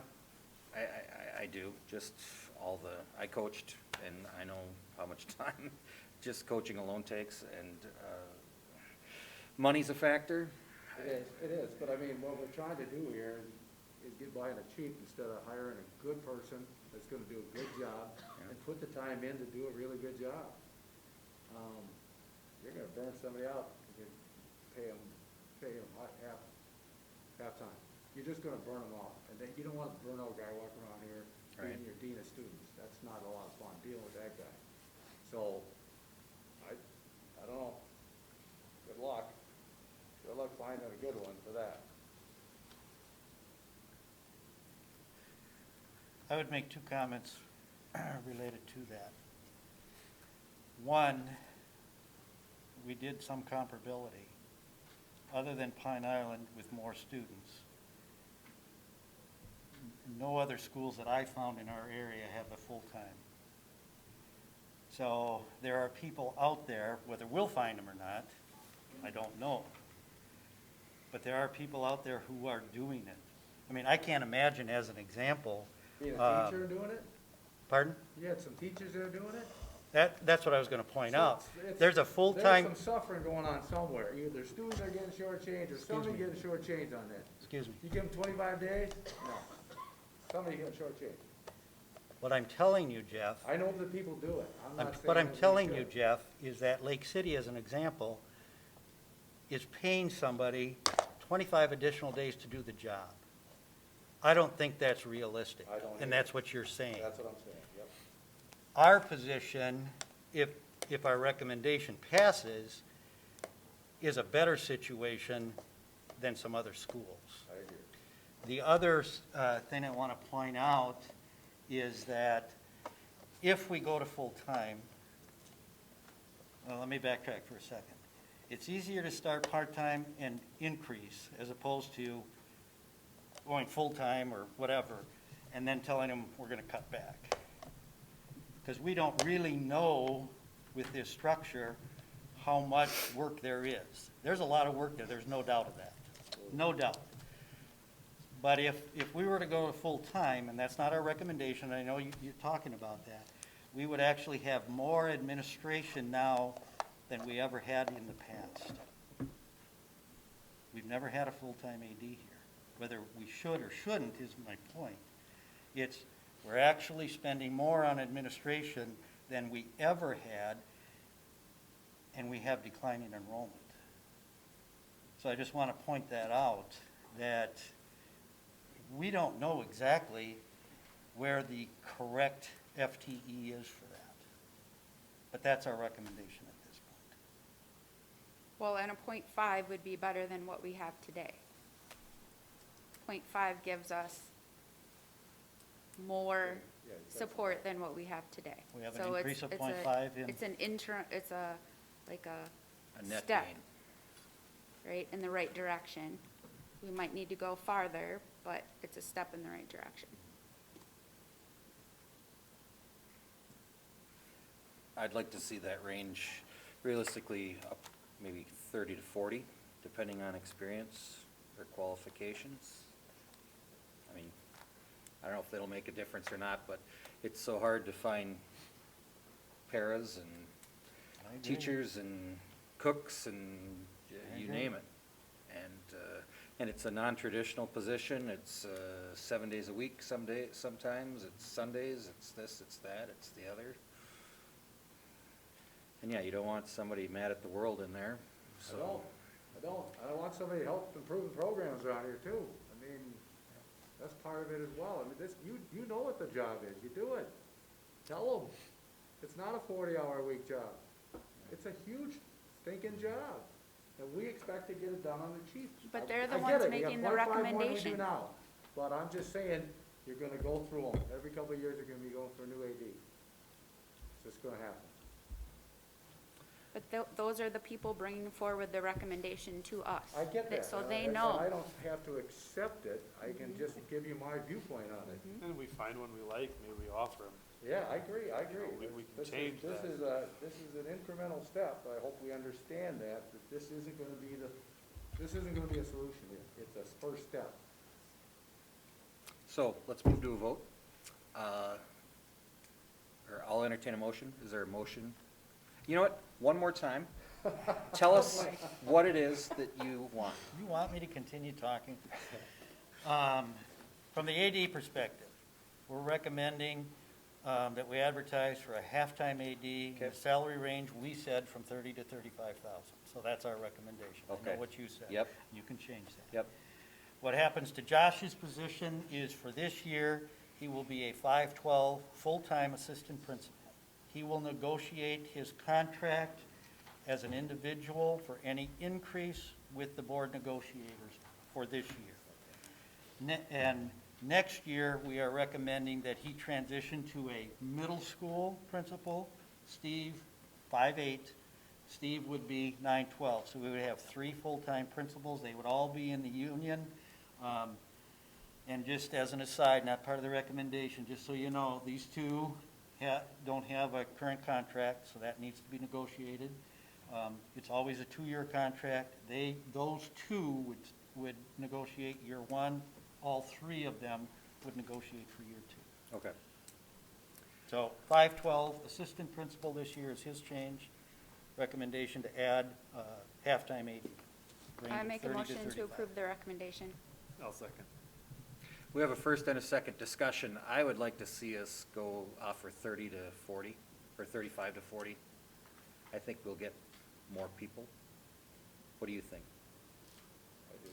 Yeah. I mean, that's just a range, so we can. Would you care to amend your motion? Or do you want to retract it? Or, no, you know what? No, we need to vote on this right now then.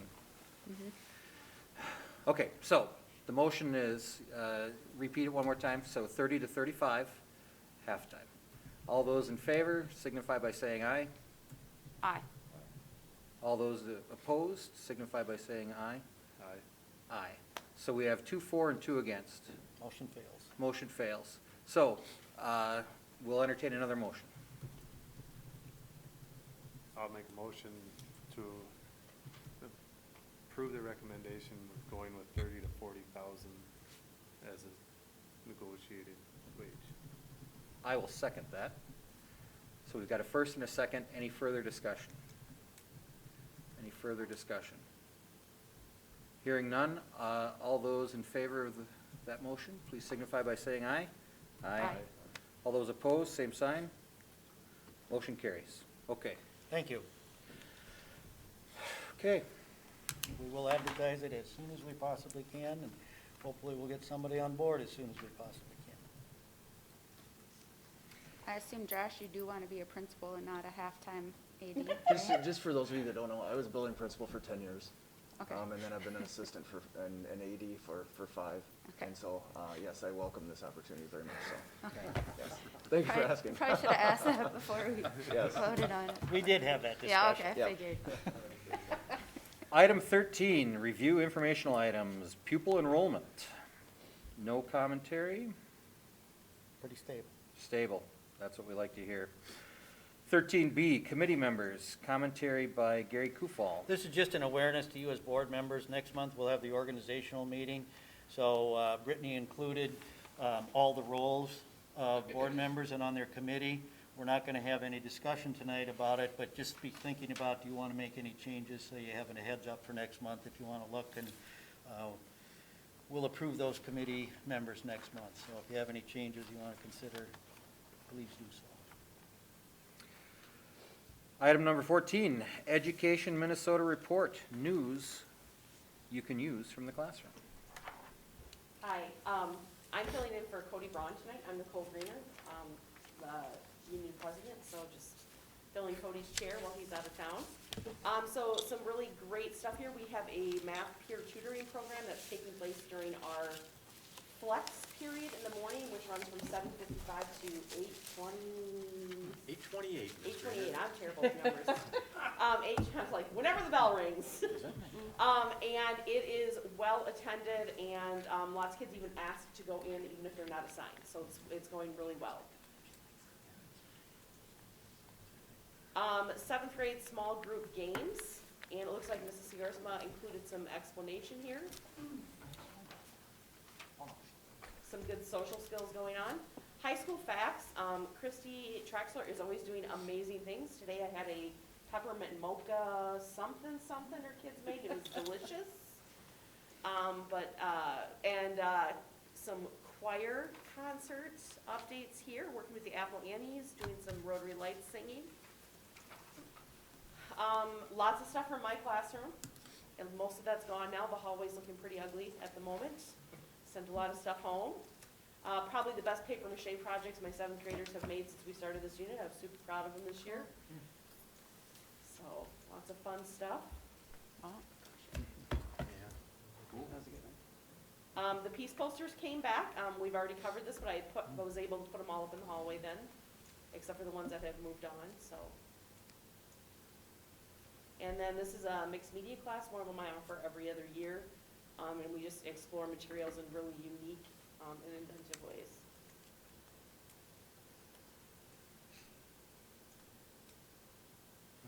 Early childhood. I miss having the little peewees in this building so much. Some collaboration with Jenny and Marx's graphic design students, which is really cool.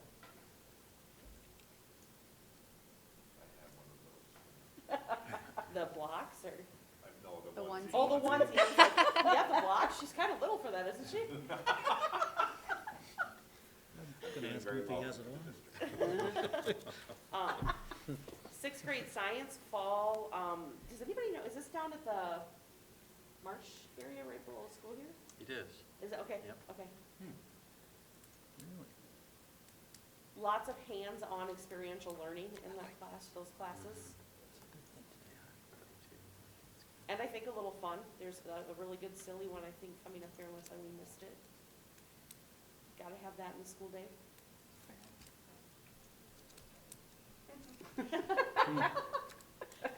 You all spotted the fun one. It's amazing how much kids remember when they're doing something like that, where they're constructing and exploring independently and drawing their own conclusions. This would have been adorable to see, I'm guessing, Christmas caroling at the senior dining center. An ugly sweater day. Yes. There were some beauties today. Including yours, Ms. I Mayor. know, I tried. I've been rocking it for like a week and a half, pulling out all the stops.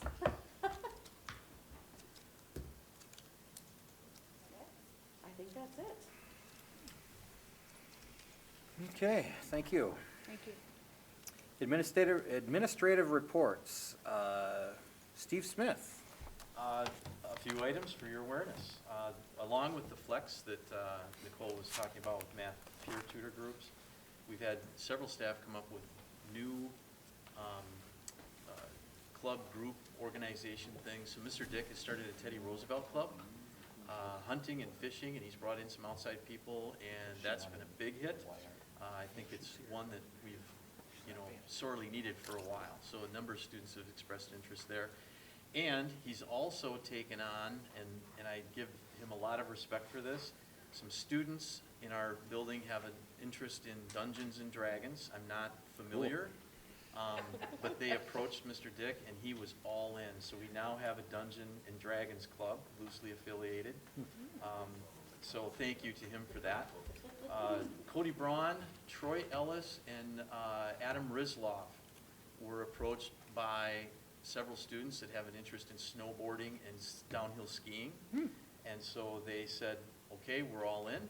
That group has also taken off their first organization. They had 40 people attend. Wow. And they are looking to offer some open ski hill nights, and so staff are going to be attending that as well. So great things, because I think the last 2 years, kids have not had a lot of opportunities, so Right. it's really good to see that they do, and I'm really happy with those people for stepping forward and taking on those responsibilities too. Senior class meetings are going to start to pick up, and Jostens was here. This is like a rite of passage. They did the cap and gown order for graduation, and that's moving forward. For your awareness, last year was the first year that we did host an outdoor ceremony for graduation. Overwhelmingly, our seniors want to pursue that, so we intend to continue that, and it will be very much the same format that we did before, and we are just looking for someone to guarantee sunny and 72. We'll take that, but we did avoid the rain showers last year, thankfully, and hope to as well. Awareness on some of the discussions we had at the last board meeting relative to some of the challenges we were seeing with the lunch duty time. So several things that have occurred since then. We've kind of reduced that area, where students are able to be during lunch, and I think we also have to remember this is now with the new commons area, this is the first year that we've gone back to having one lunch shift, for the high school, and I don't think we've had that for probably 7 years. It's been about that long. So with that, now with that, limited traffic area, that certainly has proved beneficial to, in terms of being able to supervise, where we're at. On the middle school side, we did add, there were a couple staff that said, yeah, you know what, I can move my lunch hour around, and I'm willing to, do some extra supervision there during that period of time. So, we've been able to add that as well. And I'm pretty happy to report we've been able to look at some of our data in Infinite Campus and just start pulling. Tammy Tessing was able to put together some pivot tables for us. And we, to be honest, we really haven't spent a lot of time looking at that piece of data. And there have been some interesting things. And in high school leadership, we met tonight. One of the things that we looked at, it's incredible to me when you look back and compare this year to last year, when we were either distance or hybrid, discipline referrals were almost non-existent. When we were in the hybrid model, extremely low. And so you got to almost go back 2 years. And if you take a look at the 5 through 12 number of behavior referrals from 2 years ago up until March, when we went, all in and we were gone, the number of referrals that we have 5 through 12, at least through October, they are significantly higher. They're probably double, what they were before. So when you take that into account, and we started to look at, okay, where are most of those occurring? And in terms of settings, the number one place for referrals are well, actually 2 areas. One is the number of students that, are tardy to school, and that, requires an office referral for detention once they have 3 lates. And so that is obviously higher now. And then also masking. Those were really the 2 things, the masking referrals that, teachers would send in. That makes up for really the vast majority of those referrals. The other thing that we were able to look at was breaking it out monthly. And as we were able to see, when we came back this year in September, those numbers weren't that different, really from what we saw even 2 years ago in September. October was significantly higher. And I mean, we can all speculate as to, things that, for that. I think the community roundtable, will bring in some good information for us to look at. I know that our leadership teams want to also take a look at, what were some of those precipitating factors. As you look at the numbers in November, they went down almost by 30%, and then closing out December, and I don't know if that's because people really wanted to make sure that Santa was still going to be good to them, I don't know, but the numbers in December declined drastically as well. So we're very much interested in, I think, the themes that come from that, and I know, Beth is going to be talking along those lines as well. So registration right around the corner, so you saw one of the WBWF goals there, increasing CTE enrollment, and there is going to be a lot of communication from Mr. Moulton and from Mr. Kotz, who you see is going to be joining us second semester, and the courses are going to be redesigned a little bit, but for sure renamed. So instead of beginning woods, advanced woods, Mr. Moulton and some of the area industries have been meeting and talking about how do you take general concepts and put those into groups that aren't necessarily specifically woods. There might be some metals concepts, some woods concepts, and here we go, and he is revamping,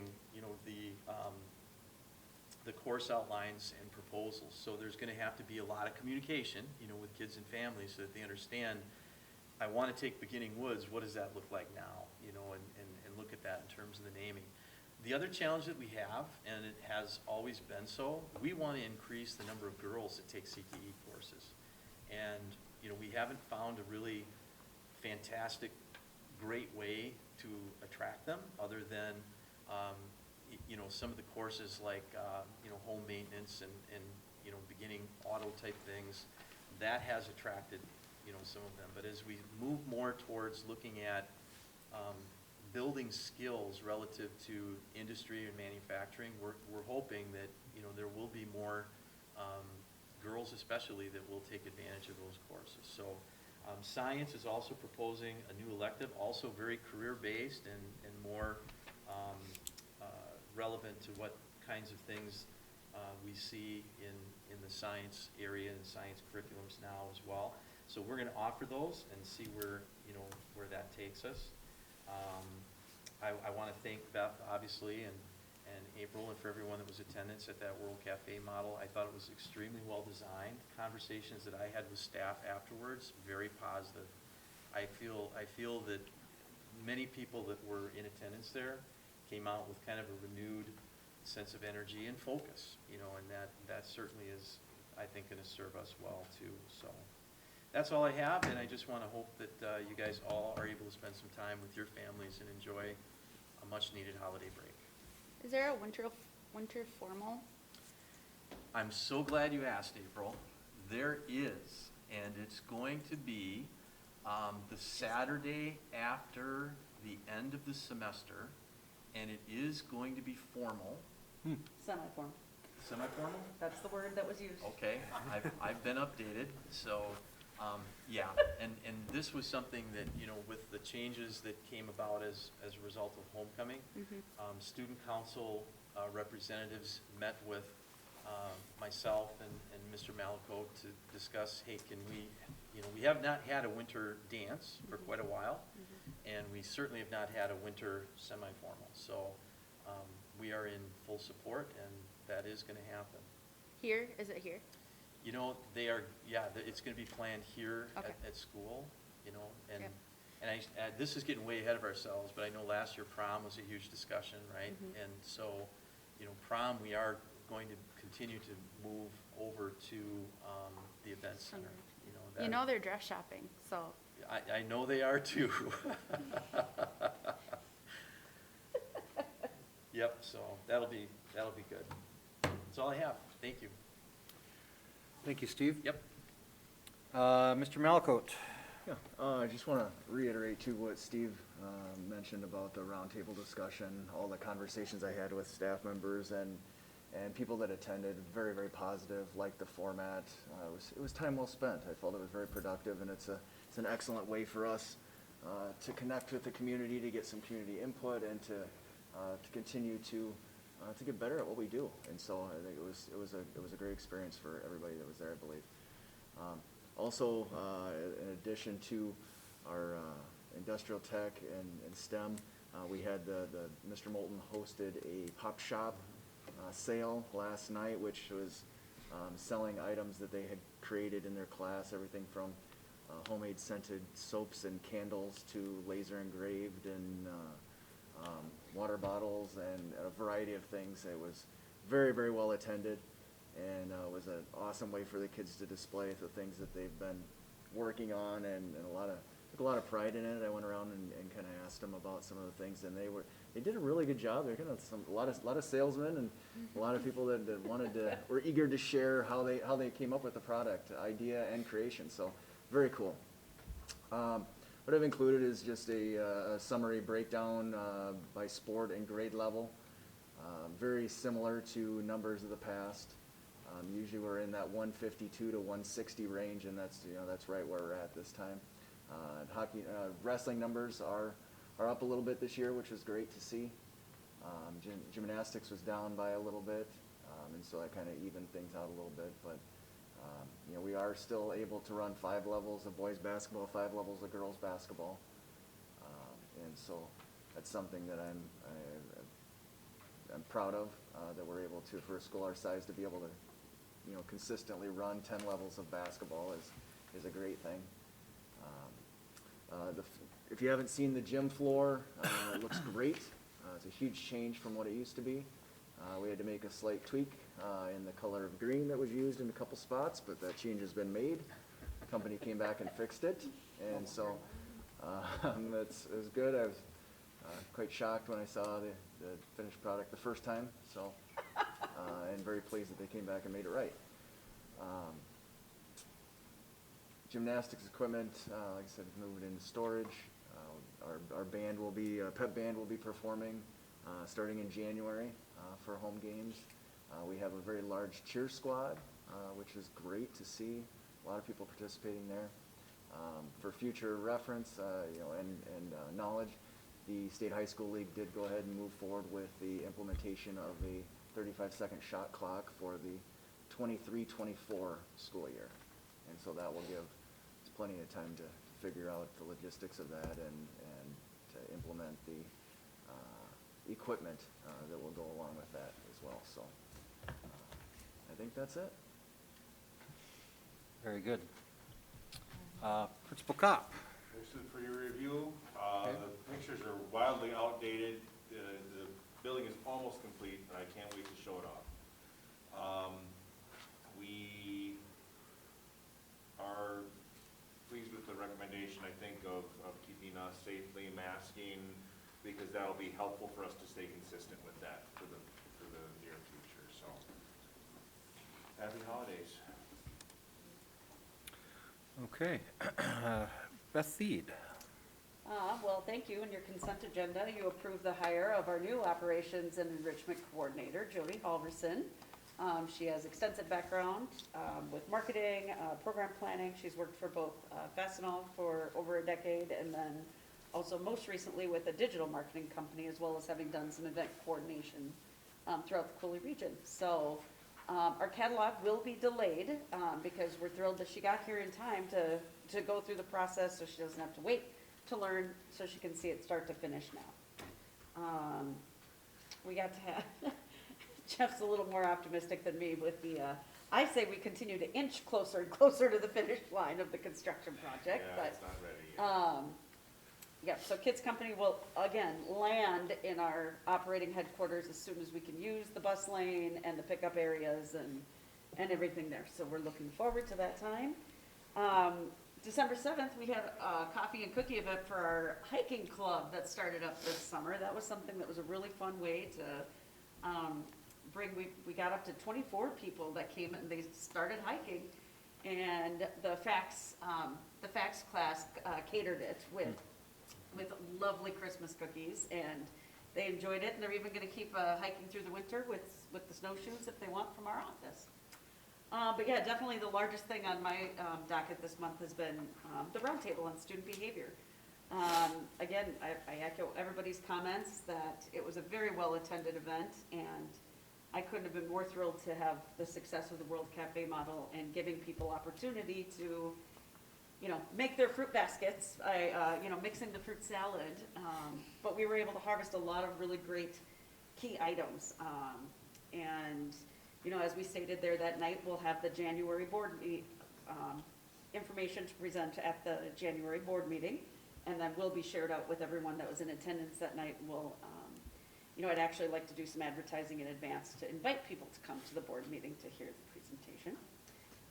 And yeah, just special thanks to all of our table hosts that made it, they were key in helping to glean all that information from the harvesting process and getting those common themes to come out. So yeah, I very much look forward to continuing this style of community engagement. All right. And that was one of the things, if I could just tag on to that, that's going to be the framework that organizes the world's best workforce, to that community engagement and that style of collaboration. So yeah, very much appreciate that leadership that you provided for that. And then I'll obviously continue to work with my staff on that feedback, just like Steve will with his. Oh yeah, that's what I'm missing right now. Aww. Thanks, Brittany. Well, Oh, boy.